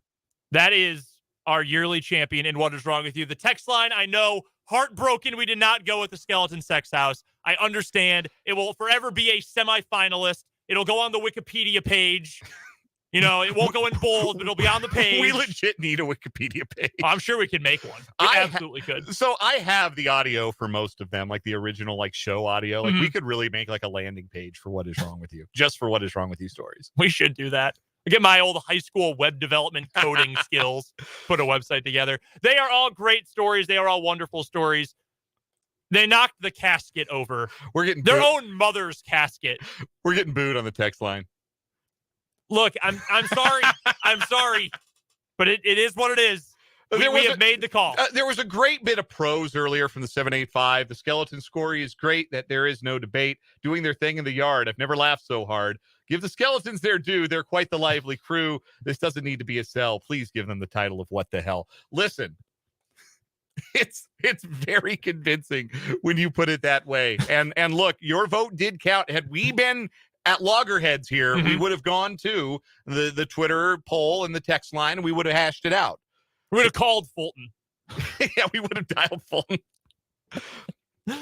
That's our winner. It is said. It is done. It is.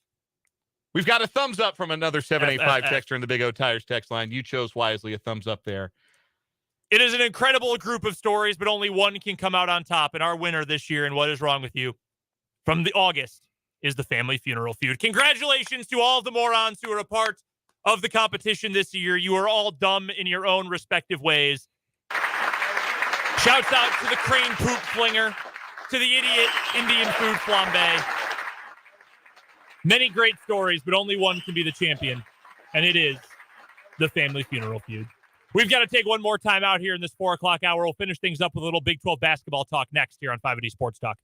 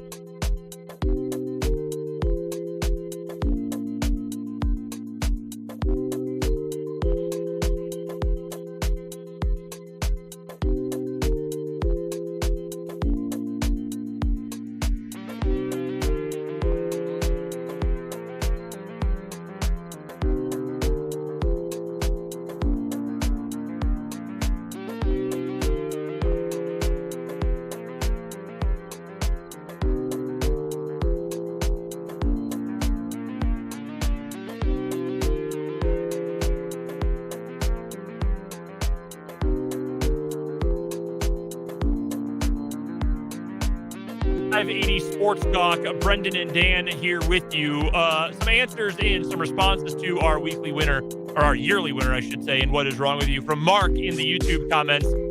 Your choice, guys. We're all funny. I have no problem with it. Appreciate that. Thank you, Mark. It justifies our pick a little bit, validates it a little bit. Also, a tremendous callback from the 785 on the Big O Tires text line to a story all the way back from 2018. A 4-year-old story. Remember the frog hostage? I remember it well. It happened in my old stomping grounds of North Platte, Nebraska. That's why I was so fond of it.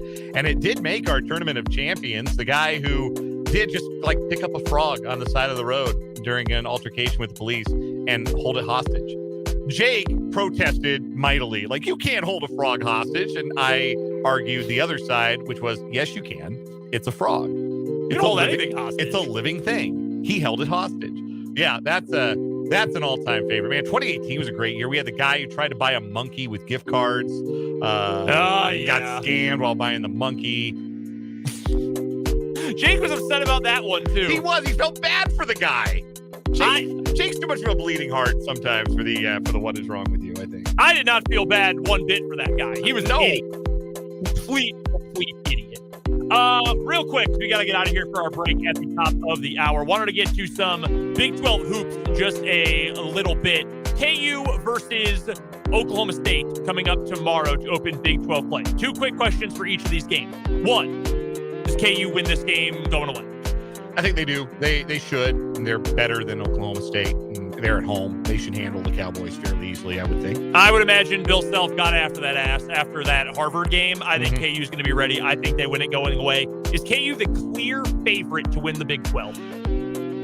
There are 2 Big 12 teams in the top 10 in KenPom. One of them, we don't know who's going to coach them for the rest of the season. And so for me, that would make KU the clear-cut favorite. I would agree with that, honestly. And I think Baylor is still going to be dangerous. They're 40th in defense in KenPom, which kind of blew me away. That's not very Baylor-y. No, that's crazy. That is truly, truly crazy. Also, K-State, can they knock off West Virginia this weekend? West Virginia is 20th in the KenPom overall, which kind of blew my mind a little bit. But they're not a team, like they've got a real big man. They got like a true 5, and he's a good player. He had a double-double against Buffalo. But I think this is a winnable game for K-State at home. I think we're going to learn a lot about them in this game. I think that they'll be the best team K-State has played to this point by far. We're going to learn a lot about K-State. If they can get out and run in transition, I think they can win the game. I think K-State can win this game too. This is going to be a big, big test for the Cats. I think it's going to be a really fun game. I do think K-State can pick up the win. Finally, last question for you. What is the highest seed you can see K-State finishing with this year? By the way, Joel Lenardi right now has them as a 9 seed. In the NCAA in the tournament. NCAA tournament. That would mean they'd probably finish 7th in the Big 12, 6th probably or 7th. And that feels about right for me. Like I'm not buying TCU yet. I'm not buying West Virginia yet. I think K-State can sneak in. I think that's their best case scenario. Finishes something like 6th in the conference. I think 6th would be a great finish for K-State this year. We've got to take a break for the national and local news. Year in review and headlines coming up next hour on 580 Sports Talk.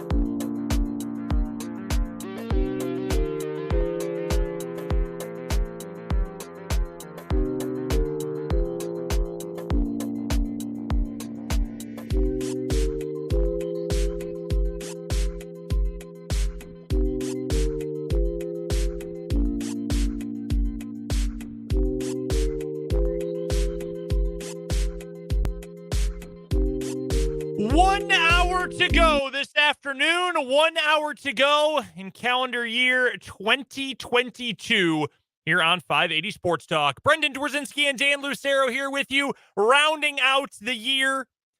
Listening either on 580 WIBW or watching us live on YouTube. Sports on 580 WIBW is our YouTube channel. If you've been watching over the course of the show, you will now notice that Dan is on his third camera angle of the day. I call this one Big Face. It's a little more zoomed in. I've got the camera balanced on, I think it's a back scratcher. Yeah, it definitely is. I don't know where it came from, how long it's been there. It is definitely a back I have scratcher. no desire to use it on myself due to its indeterminate origins, but I have it propped up against the board, so the camera's a little further out than it has been, which makes my face a little bigger. But it also has the benefit of making it a little more visible which hat I am wearing. So shout out to my Swingin' A's Oakland Athletics hat here that I've got going on today. We both went green and gold. Green and gold, yeah. I've got Packers hat on. Not intentional. No, whatsoever. not one bit. I think like most, not just men, but most men would say like, oh, we showed up at the same place wearing something that looks exactly the same. I promise it was not intentional. That's generally how it goes. I do have also a throwback, though. It's the old super throwback Packers logo. I used to have a hat with that logo on it. I'll have to see if I can't dig out sometime a picture of me wearing it. It was like, remember when the pinwheel hats were in vogue? Oh, yeah. You had like one panel gold, one panel green. So I had like a pinwheel green and gold Packers hat with that logo on it. That's pretty sweet. That's awesome.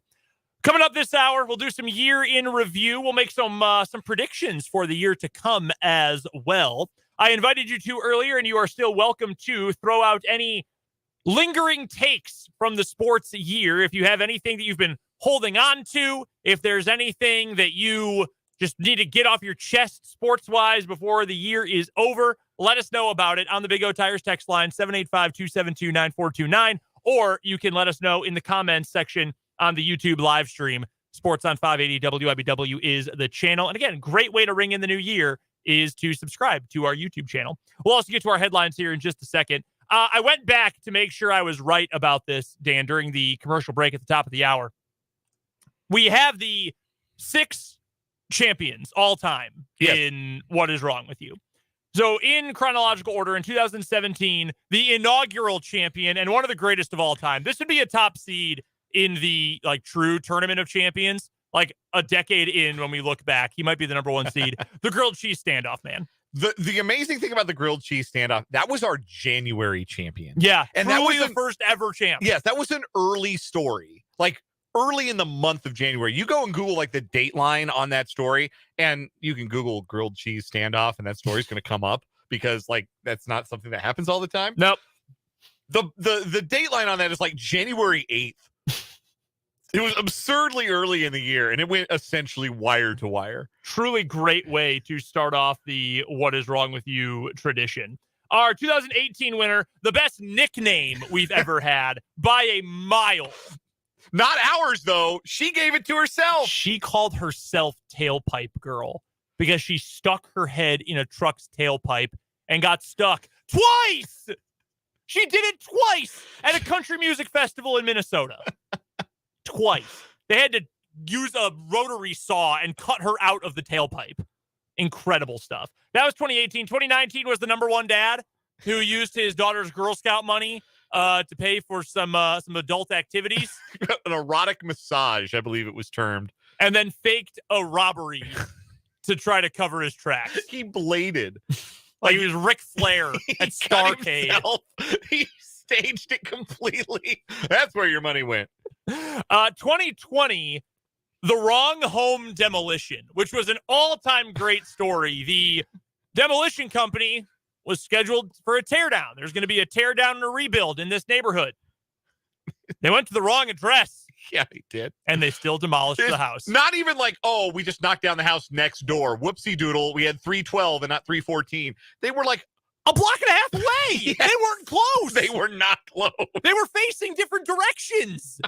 Completely different. I had to look it up. I had forgotten the runner-up from that year, 2020. The runner-up was the guy who fired 16 shots into a house out of his gun because someone called his baby ugly, which is a great story, by the way. I remember thinking before, right around April of that year when some things changed on this program, that it might be a rough go for What Is Wrong With You in 2020 because people aren't going to be outside. Yeah. No. Well, we did have a surge late in the summer, right around the time of that story, because maybe things are a little bit better. Maybe things will start happening. There were a ton of stories in September, and then it kind of petered out again. And then last year we had the traffic jam jumper, the guy who was bored on top of a bridge in Louisiana. And there's a traffic jam. They were just parked on the highway because of an accident. Most people, you're stuck in traffic and you're bored, you get out your phone. Maybe play a little, scroll Twitter or Facebook, stalk somebody on Facebook or play a couple of hands of solitaire. And people, we saw a video and picture of it. People were on the bridge just mingling, meeting each other like, oh, man, this is a drag, right? This guy said, you know what? I'm going to jump off this 100-foot bridge. So he did. He jumped down into the Lake Pontchartrain, just dove into it, 100 feet up, broken arm, tore up his skin, bruised his pectoral muscles. Man, he's lucky he didn't die. Tore up his skin is an awful phrase. Really was gross. That guy was dumb as hell. That was our winner last year. And then this year, the Family Funeral Feud. Those are the first 6 champions all time in What Is Wrong With You. What a truly illustrious group. Let's get to our 580 Sports Talk headlines, brought to you, as always, by Blue Dot of Kansas. Go visit them online at bluedotkansas.com. We have a texter from the 785 who says, that 2018 girl did it not once, but twice. Yes, twice. Put her head in a tailpipe. So extremely dumb. The injury report for the Kansas City Chiefs, that is where I am going to start for today. Pretty clean bill of health overall for the Chiefs. No McCole Hardman. He did have a minor setback on Wednesday this week, according to Andy Reid. So he is not able to go, but he also already wasn't on the active roster. Nobody else has an injury designation for the Chiefs. 5 guys ended up on the injury report. All of them practiced in full today. The only one who was questionable going into today was Prince Tega Wanogo, the backup tackle. He was sick yesterday, back in full today. So the Chiefs are all good to go for Sunday against the Broncos. The Broncos, meanwhile, they're not all good to go. No, for so many reasons. They will be without starting tackle Calvin Anderson, who's got an ankle injury. A knee injury is going to keep Randy Gregory out. Should have just said, whatever, I'll take the 1-game suspension. Shouldn't have even bothered to appeal the fine. He is going to be out for this game with a knee. And then tight end Greg Dulcich, this is a big one. He is out with a hamstring injury. He's going on IR, so he will not play the rest of the season. That's tough. One of the better breakout offensive players in the league this year, I think, and it happened on a really terrible team. 4 questionable players for the Broncos as well. 2 on defense. That includes outside linebacker Baron Browning with a back issue. That is not good to not have that guy out there. He did improve that today. He was DNP the last 2 days, limited today. Limited all week, wide receiver Kendall Hinton. He's questionable. Also limited all week at wide receiver is Jerry Jeudy with an ankle. And then DJ Jones, that other defender I alluded to, he was a DNP the last 2 days, limited today. He is questionable. Everybody else for the Broncos will be good to go. However, reserve cornerback Damari Mathis popped up with a knee injury and was limited today, but he is expected to be a full go come Sunday's contest. Chiefs are favored by 12.5, and a lot of times this has come back to bite me in the face, but I'm going to just go out and say this is one of those the Chiefs should have this game over by halftime kind of games. Yeah, just like the first meeting was until Mahomes started giving the ball to the other team. Yeah, I mean, the Broncos stink. And they have no guys. No. 785 texture says the Broncos might as well send out the 2020 fans on Sunday. Throw out the cardboard cutouts. That's pretty funny. All right. I will piggyback on that and other NFL injury news. My first Blue Dot of Kansas headlines. The big injury, the biggest, most significant injury in the league right now is the one to Philadelphia Eagles quarterback Jalen Hurts. He is listed as doubtful for Sunday's game against the New Orleans Saints. He did practice on Thursday, was listed as a limited participant this week in practice, but he is being listed as doubtful. I think I read that no player who has had a doubtful designation entering a game this season has played. That if you have been doubtful, you have not played. That's crazy. Yeah, it's kind of interesting. Bring back probable. Right? Bring it back. Hurts is recovering from what doctors are calling an SC joint sprain in his throwing shoulder, an injury to the joint where the collarbone meets the breastbone.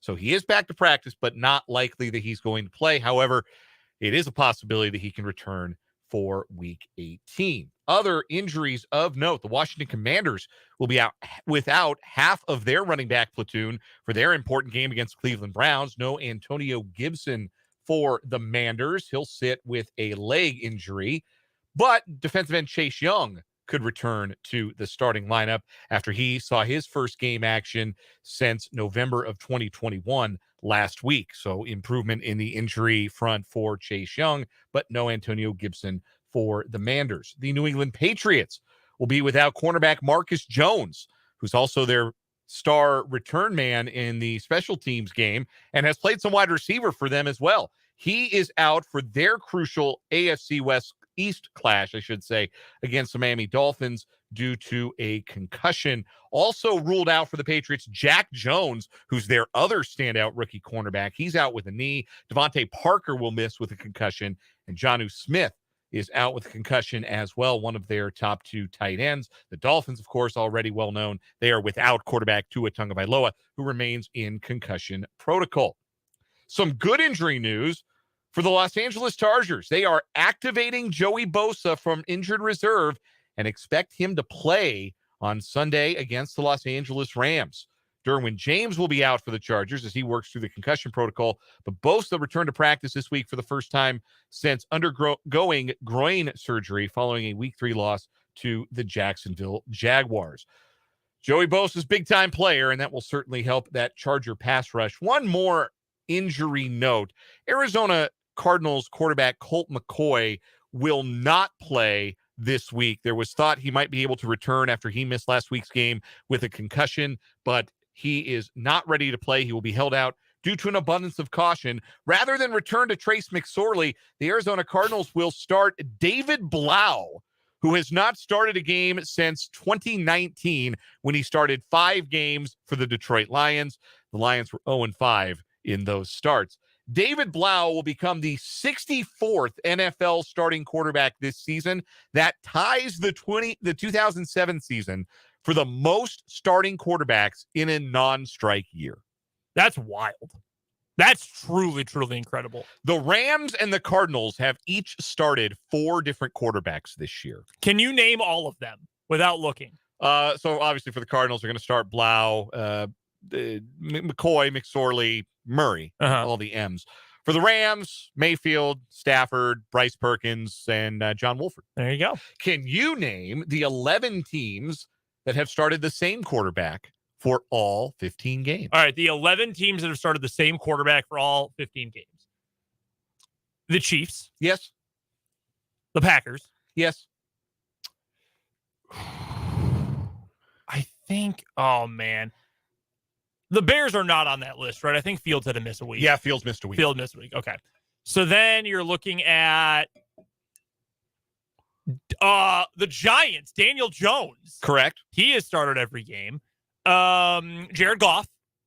That's 4. Kirk Cousins. That's 5. And then let's see. I'm sure going division by division here. Not the Falcons. Certainly not the Saints. Tom Brady. No. Tom Brady missed a week? Yeah. What week did he miss? I don't remember, but he did because they're not on this list. He had to start, what's his name? The guy with the face. Oh, yeah. Wait. Okay, no. That's apparently ESPN is wrong, and you are right. Okay. Yeah. So there's a 12th then. So yeah, the Bucs and Brady. Yeah. That's very odd that the ESPN stats and info would lead me wrong. Yeah, of all ones to get wrong, too. That guy. 6. Let's see. Then you have certainly not the Cardinals or the Rams. Gino has started every game. Yeah. The Seahawks make 7. You got 5 left. Not the 49ers. They've played 3 as well. From the AFC, not the Pats. Josh Allen, Bills. Yep, that's 1. Then you've got certainly not the Jets, not the Dolphins. From the North, Burrow. Burrow started every game. That's 1. You got 2 left. 2 left. So that would be let's go to the South there. Not Tannehill. Oh my God, that division stinks. Trevor Lawrence. Yes, Trevor Lawrence. You're down to one. And then it would have to be Justin Herbert in charge. There you go. Yeah. Got them all. You even got one that ESPN didn't. So tip of the cap to you. And and the Raiders would have been on that list last week. Not anymore, though. No, not anymore. Speaking of NFL quarterbacks, that's where we're going for my next headline here on our 580 Sports Talk headlines, brought to you by Blue Dot of Kansas. Blaine Gabbert, longtime backup now in the league. He's carved out a pretty nice career as a backup, in fact. He has been hailed by the Hillsborough County, Florida, and Tampa, Florida police and sheriff's offices as a citizen hero after he and his two brothers rescued 4 people from the waters of Hillsborough Bay in Florida after a helicopter crash on Thursday night. Gabbert was jet skiing with his brothers Tyler and Brett when they came upon a submerged aircraft with a pilot and 3 passengers who had just plummeted from the sky upon approach to Peter O. Knight Airport in the area. Gabbert said, "I vaguely remember hearing a faint noise. I just remember looking west and seeing it almost looked like a crew boat in the water that had broken up into about 4 pieces. And I vaguely remember seeing like 2 yellow life jackets. So I'm like, all right, we got to go check this out." I do feel like you'd hear more than just a faint noise if a helicopter crashed in the same body of water you were in, but nonetheless, his brothers then found the 4 members of the Hupp family who were all in the water and helped them either get free from the machinery or just help them from the water to shore and save their lives. How about that? Way to go, Blaine. So Blaine Gabbert, the former Missouri Tiger and longtime NFL backup quarterback, former first-round pick of the Jaguars, a citizen hero. That's pretty darn cool. Yeah, good for him. I did not expect that we would get a Blaine Gabbert headline on the program today. Ever again, really. No. He's got to be a little furious. He's got to be thinking today, man, I'm in the news and that's cool and I did something great. But David Blau is going to start an NFL game and I can't get a phone call? Retire already, Brady. Get out of here. So one more headline for me from the world of sports wagering. The Citrus Bowl coming up. Purdue and LSU. Who you like in that one? I like LSU. Yeah, Purdue lost their coach. I think they're going to be a little bit more in flux than LSU is. Anyhow, if you would like to wager on that game, if you live in the state of Kansas, you can do so. You should do it with FanDuel, America's #1 sportsbook, promo code Lucero. If you live in New Jersey, you can't bet on this game because an individual associated with the Purdue football team is in violation of state regulations. Who is that individual, you may ask? Drew Brees.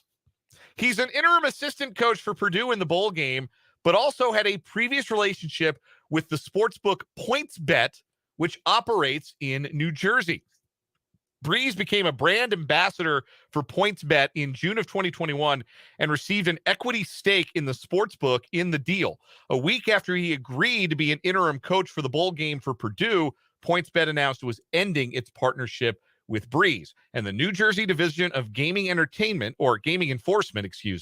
instructed the state's sportsbooks to stop taking bets involving Purdue football and said existing wagers on the Citrus Bowl that were placed after December 15th must be voided.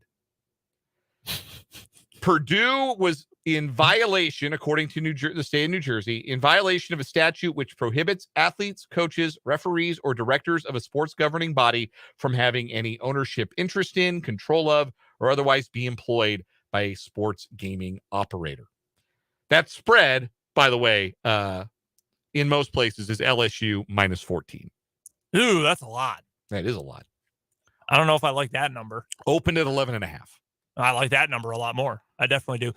Drew Brees is a guy who probably should just like chill for a bit. Post-retirement life has not exactly been all sunshine and rainbows for Drew Brees. Pre-retirement life, the whole Advocare thing. Yeah, being involved in a pyramid scheme yeah. Also not exactly great. The old pyramid scheme Brees, they call him. And remember when he got scammed out of millions of dollars investing in diamonds? Yes. Apparently, he is very easily bilked. Drew, you've got like 5 kids. I'm sure your wife is a lovely person. Like, go maybe take a year off from doing anything in public. Hey, he's 1 8-game college football parlay away from recouping all those losses in the diamond investment. Remember when they'd made a fake video of him being shocked by lightning? Yes. And the National Lightning Strike Survivor Union was like, hey, this is inappropriate. That was a points bet ad. It was. Oh, my God. One quick note from me, not as much a headline, but just something I just came across that I think is interesting after yesterday's bowl games. Oklahoma, by losing to Florida State yesterday, been a tough year for Boomer Sooner. They no longer have the active record for most consecutive winning seasons. They had 23 years in a row of winning seasons. That has come to an end. Wisconsin, by virtue of winning the Guaranteed Rate Bowl at 22 years, is now the active FBS leader. How about that? That's a great trivia question. Yeah, hold on to that one. By the way, for those keeping track at home, Kansas currently at one straight win. No, never mind. We didn't win enough games this You're season. 14 straight losing seasons. We are at one straight 500 regular season. On the way up. Speaking of Kansas football, as we wrap up our 580 Sports Talk headlines brought to you by Blue Dot of Kansas, that is a wonderful segue into this commercial break and into our next segment, our top 5 sports stories from the year of 2022. Dan and I will take a look at the year in review after this here on 580 Sports Talk.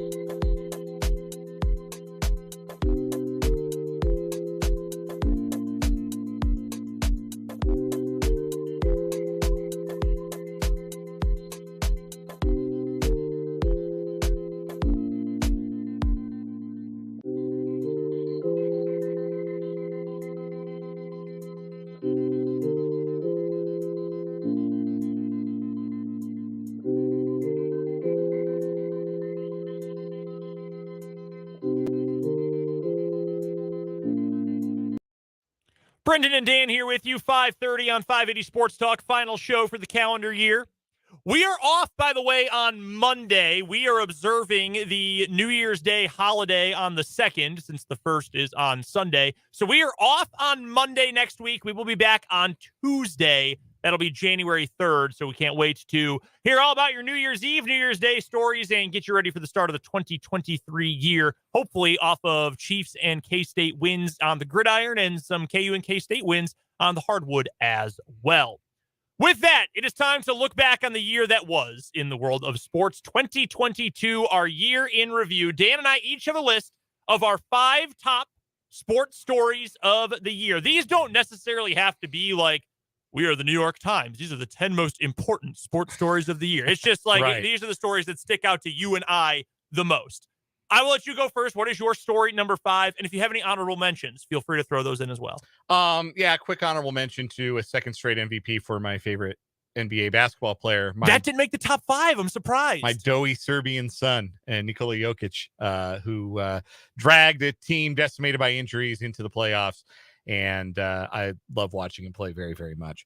Number 5 on my list was the best game I watched this year of any of the 4 major sports. And I already alluded to it earlier on the program. If you were listening to Change My Mind, Bills Chiefs in the AFC divisional round. Yes, I know the Chiefs didn't follow that up by winning the AFC championship game the next week. And so Bills Chiefs may get lost to history a little bit when it comes to the all-time great NFL games.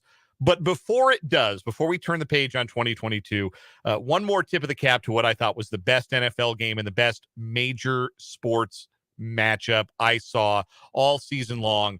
Absolute thrill ride of a football game. One I will never forget for a very, very long time. I'm not going to forget that game anytime soon. The way Josh Allen played, the way Gabriel Davis played, the way Patrick Mahomes and Travis Kelce and Tyreek Hill played. Just a thrilling, exhilarating football game. And my favorite game of the year in the major sports. And that's why it's number 5 on my list. I think that one is going to stand the test of time. And I think having the superstars helps. Like, I think the fact that that was Mahomes. Yeah. He's already on his way to the Hall of Fame. Josh Allen is building a case to get on that path here in the near future too, the way he's been playing this stage of his career. I think having the superstars and the fact that they were the 2 teams everyone wanted to see at the time, I think that'll help it stand the test of time. It was a truly incredible football game. Truly incredible. 13 seconds, I think is going to go down in league lore. My honorable mentions real quick, just a couple general ones. We had a World Cup this year. That was a pretty big deal. The end of it was pretty sick. Can't lie about that. We also had Olympics this year. I prefer the summer to the winter, but hey, we did have Olympics. And also, those Olympics came and went, didn't they? Yeah, like instantly. Like, oh, they're over. Yeah, I was reading a year in review article today, and I mentioned, it was an Olympic year, and I was trying to remember anything from the Olympics. I got nothing for you. I remember watching some speed skating, and that's about all. Like Michaela Schifrin didn't win. Like, I remember that. Yeah, that's true. Also, near and dear to my heart, my beloved Brisbane Lions reaching the semifinals in the race for the premiership in the Australian Football League. All right, my number 5.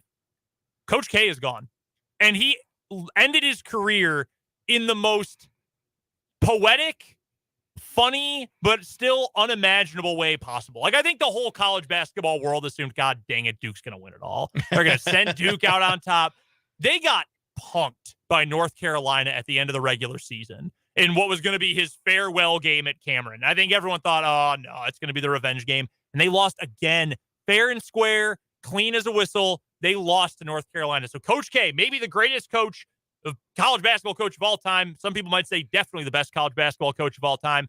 His career came to an end losing to North Carolina. That rivalry will change forever because of that game. I know they haven't played yet this year. That rivalry is forever changed because Carolina, even though they didn't win the national title, more on that later, they will always have that trump card. Yeah.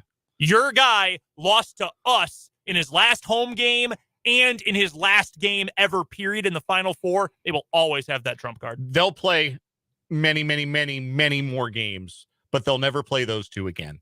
It'll never be Coach K's last game at Cameron Indoor again, and it will never be Coach K's last ever game again. And Duke lost them both. So funny. They could win the next 99 consecutive games over North Carolina, and it would not matter at all. No, they will always have the historical context of that rivalry. It would not matter at all. What's your number 4? Number 4 story for me, it was one of your honorable mentions. It was another thrilling climax to a sporting event, the World Cup final, where Lionel Messi cemented his claim as the greatest soccer player to ever live by finally hoisting the one trophy that had eluded him of all of his accomplishments, all of his club and country accomplishments. He had never done what Diego Maradona had done and brought home the World Cup to Argentina until this year. Not only did he bring it home with Argentina defeating France in penalties, he scored 2 goals and converted his penalties in the penalty shootout.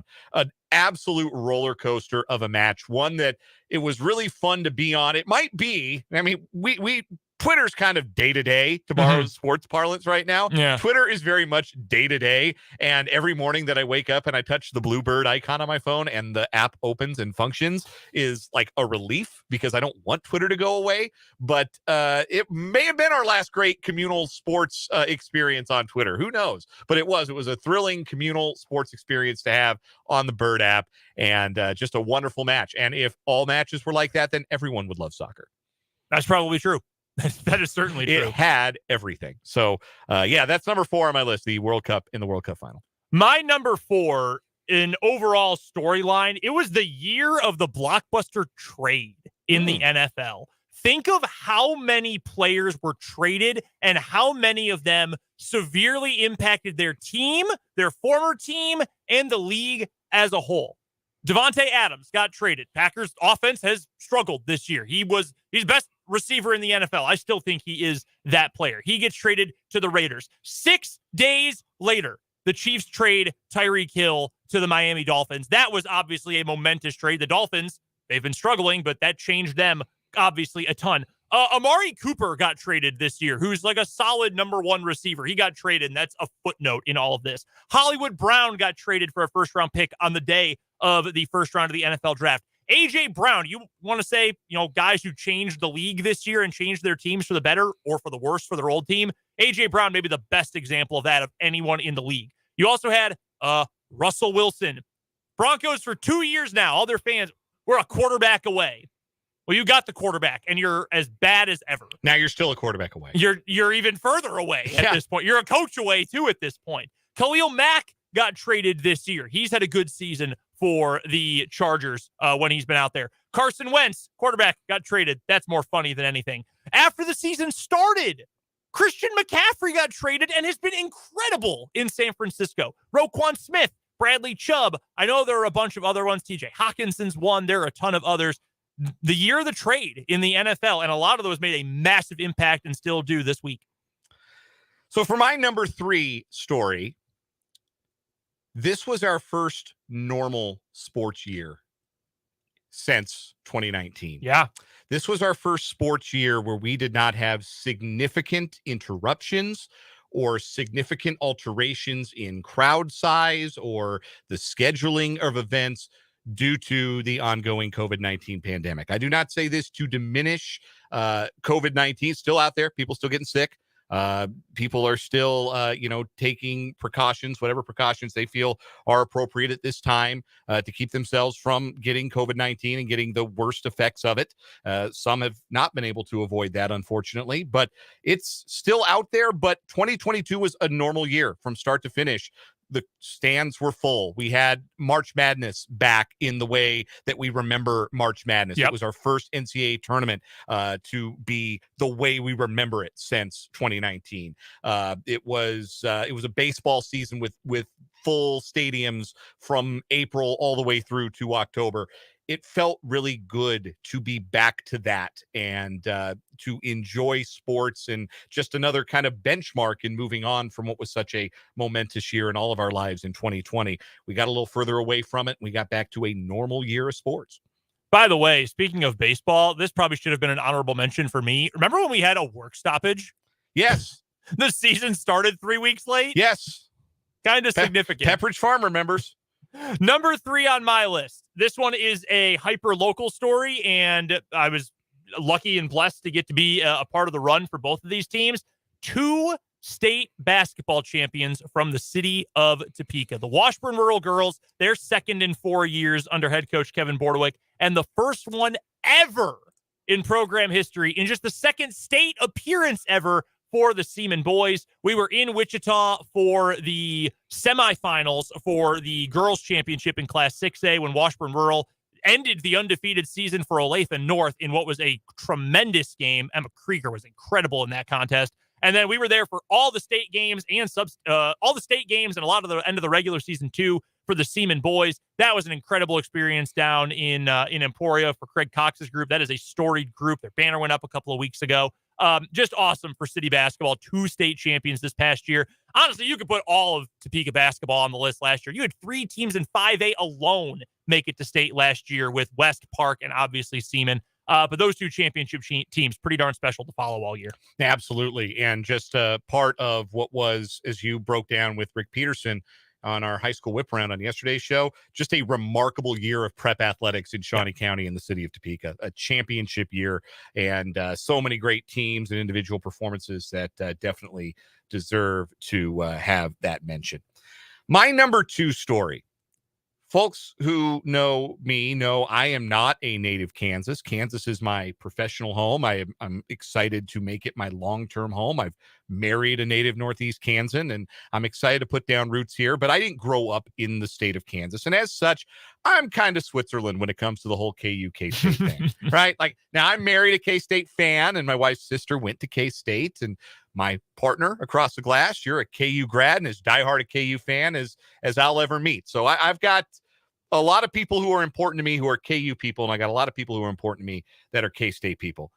And I think it's super dope that they both got to celebrate championships this year. Obviously, a national championship and a conference championship are a little bit different, but to win a Big 12 football championship at Kansas State is never an accomplishment that should be taken for granted, because it's only ever happened 4 times in the history of K-State football. Pappy Waldorf, Bill Snyder, and earlier this month, Chris Kleiman, the head coach for the Big 12 champion Kansas State Wildcats, winning a thrilling Big 12 title game. K-State essentially played playoff football for 3 straight weeks. It was must win for them down the stretch. They took care of business, including beating Kansas in the season finale, and then handed a great TCU team, a playoff team, their only loss of the season to capture the Big 12 championship. That is a season that will live long in the memory in Manhattan, and deservedly so. Meanwhile, in Lawrence, a bit of a Cinderella run themselves. I felt from the beginning that Kansas had a pretty good chance to win the national championship, even from the start of the tournament. I think there were a lot of people who looked at that Kansas team and said, they don't have the dominant interior presence. They don't have, some of the things that other championship teams have had. There are other teams on paper that look to be a little more imposing, but Kansas just kept winning basketball games all the way through to the Final Four, where they vanquished a longtime nemesis in Villanova and then held off North Carolina with a remarkable comeback to capture Kansas's national championship on the hardwood. I am happy for my KU fans and my K-State fans in my life that they both get to call themselves fans of champions in 2022. That's my number 2 story. I'm not going to lie. I did feel a little bit bad. I don't have the K-State Big 12 title on my list. It should have been on there. It was hard to move things on and off, but I mean, incredible. Also, it helps that we were both there when they won. Yeah, that makes cool. it a little more special, right? Getting to witness it. My number 2, there's going to be a theme to these final 2. My number 2 is that KU football is, I'm not going to do the Texas is back thing for KU, but KU had not been to a bowl game in 14 years. KU had had a winning season in 14 years. They have the head coach. They have the AD. They have the players. Jalen Daniels was one of the biggest breakout stars in all of college football this year. The Lawrence kid, Devin Neal, had a couple of huge days. You had breakout performers on both sides of the ball. KU was fun and respectable for the first time in a long time. And I know in retrospect, it's like 6 and 7. That's not all that great. The fact that KU could have gone to the Bahamas Bowl, and I would have been like, yes, best season of my life. Like, this is absolutely incredible. I've lived here for entering year 10 now. We've never been even respectable, respectably bad. Oh, they're frisky. No, the team has just sucked. This was unbelievably fun, unbelievably exciting. College game day came to Lawrence. Yeah. That was unbelievable. Just watching what Lance Leipold's group has done to turn it all around, just truly, truly special. Number 1 for me. Let me take a sip of water first. That one's for the video. That's video only content there. My favorite hockey team won the Stanley Cup in July. It was quite a summer for me on a personal level. I came back to WIBW. I got married. And then for the first time in 21 years, Colorado Avalanche won the Stanley Cup.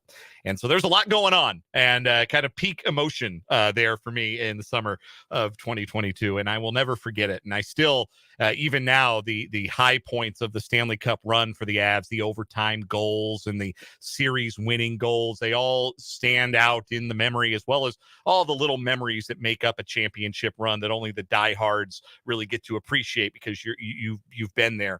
21 years is a long time. And when I was a kid, when I was younger, you took the Avalanche for granted a little bit. They were always good. They won a Stanley Cup in their first season in existence in 1996. They won another one in 2001. And you just kind of think when the good times are rolling that they're going to be good forever. And that goes for any team you might root for. 21 years in between, there was a lot of down for the Avalanche. Just 5 years ago, they had 48 total points. They were the worst team in the NHL. But from those ashes, they built a championship caliber team, and they made hard work of it, but they vanquished a game and determined Tampa Bay team in 6 games to win the Stanley Cup. And it is still something I will remember very fondly. When you ask me what 2022 was, I've obviously got a lot of personal milestones, but I'll always remember 2022 along with all of those as the year the Avs regained Lord Stanley's Cup. Number one for me, it's another championship. Told you there was a theme. KU number 2, KU number 1. Kansas basketball won a national championship. And I mean, it's I'm not even sure what words exactly to use to describe it. And there are so many different angles you can look at it from. Number one, even with all the FBI stuff going on, Bill Self's untouchable. Like, that's 2 championships. One is, hey, that's a really good coach, but maybe it was just a fluky one season. No, 2. 2 is an untouchable number when it comes to championships. That is significant for a coach who has meant a lot to me as a fan of, well, the last team he was with, Illinois, and then Kansas, obviously, as well, for the last 19 years. You had Ochai Agbaji, who had one of the most incredible breakout senior seasons, maybe in the history of college basketball, your unanimous Big 12 Player of the Year. Christian Brown was huge, the Kansas kid who was a superstar for the title team. I think David McCormick's hero's journey to getting to what should have been Player of the Game in the national championship, MOP of the Final Four, should have been his. His story was amazing. Remy Martin's transfer and all the drama that came with that. The fact that KU lost back-to-back games to Baylor and TCU near the end of the regular season, and was like, okay, yeah, they're like maybe a Sweet 16 team. Like, it all of a sudden turned. They won 11 straight and they exercised every demon. Like, the red-hot big man shooting from 3 in the round of 32. The huge deficit at halftime in the Elite 8. Villanova and Jay Wright in the Final Four. And I cannot tell you the relief that still washes over me when I think of that. Just an amazing thing to experience as a KU fan. Being on Mastery for that was incredible right after the fact. Never forget that. That was beautiful, and the banner will hang, obviously, at Allen Fieldhouse forever. Again, we specified these were sports things because Dan and I both got married this year. That's number one. Yeah, that number one with a bullet, the most important thing that happened for both of us. Both to women named Abby who spell their names the same way. Yeah. That's all-time great coincidence. If you wonder why we frequently, or at least I frequently, refer to my wife as just my wife, it's to avoid confusion. Which Abby? Could be either one. Right. We've got to take a quick break. We'll wrap things up with a little bit of a look ahead coming up after this on 580 Sports Talk.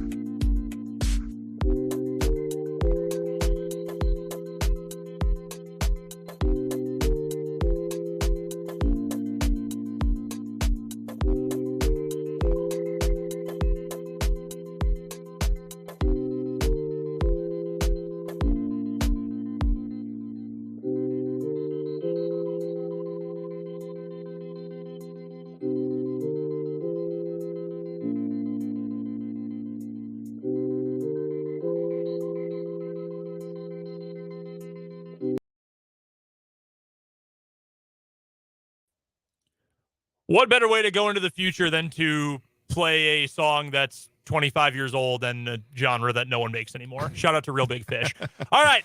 Final few minutes of our final show of 2022. Brendan and Dan here with you on 580 Sports Talk. Real quick, a text came in from the 785. Brendan, you've got to be thrilled that KU turned over the athletic department's focus and direction. Yeah, big thanks to God or whatever deity you believe in for Travis Goff. Oh, my God. It's nice to have some adults in the room in the athletic department. And I say that lovingly, obviously, but whew, it's much nicer to be a much more respectable athletic department. All right, before we go, bold prediction for 2023. I only get one? Well, we're short on time. Yeah, I know. Bold prediction. If you can fit in multiple in like a minute, you can. All right, rapid fire. I got 3 of them. The Chiefs will acquire a star pass rusher going into 2023 season. Okay. A young Royals position player will make his first All-Star game in 2023. And KU will go back to the Final Four. I had the same KU to the Final Four one. I did have that one. I love that bold, I guess. I love the Chiefs pick, though. I think that is a great one. We've seen before when they need something to be done. Brett Veach has gone out and done it. Offensive line, receiver depth. I would not be surprised by that one bit. I'm going to directly counter Matt Derrick's Royals prediction. They will not get to 85 wins. They will finish below 500 again. But I think we know the place and all the financials and everything of the Royals downtown stadium by the 1st of July. Oh, wow. That'll be the bold part of it. We are going to know the future of the stadium coming up by the middle of the summer. And I think that's going to try to invigorate, like, hey, get excited about the team. Also, come buy tickets to the K because we won't be here all that much longer. So that's why I think that's coming. That's my boldest one for the year. Also, not very bold at all. Patrick Mahomes within the next month and a half is, well, I guess 2 months, is going to win his second NFL MVP award. And it will not be close when the final voting comes out. We've got to take one more time out. We'll finish up this year of 580 Sports Talk with the final word after this.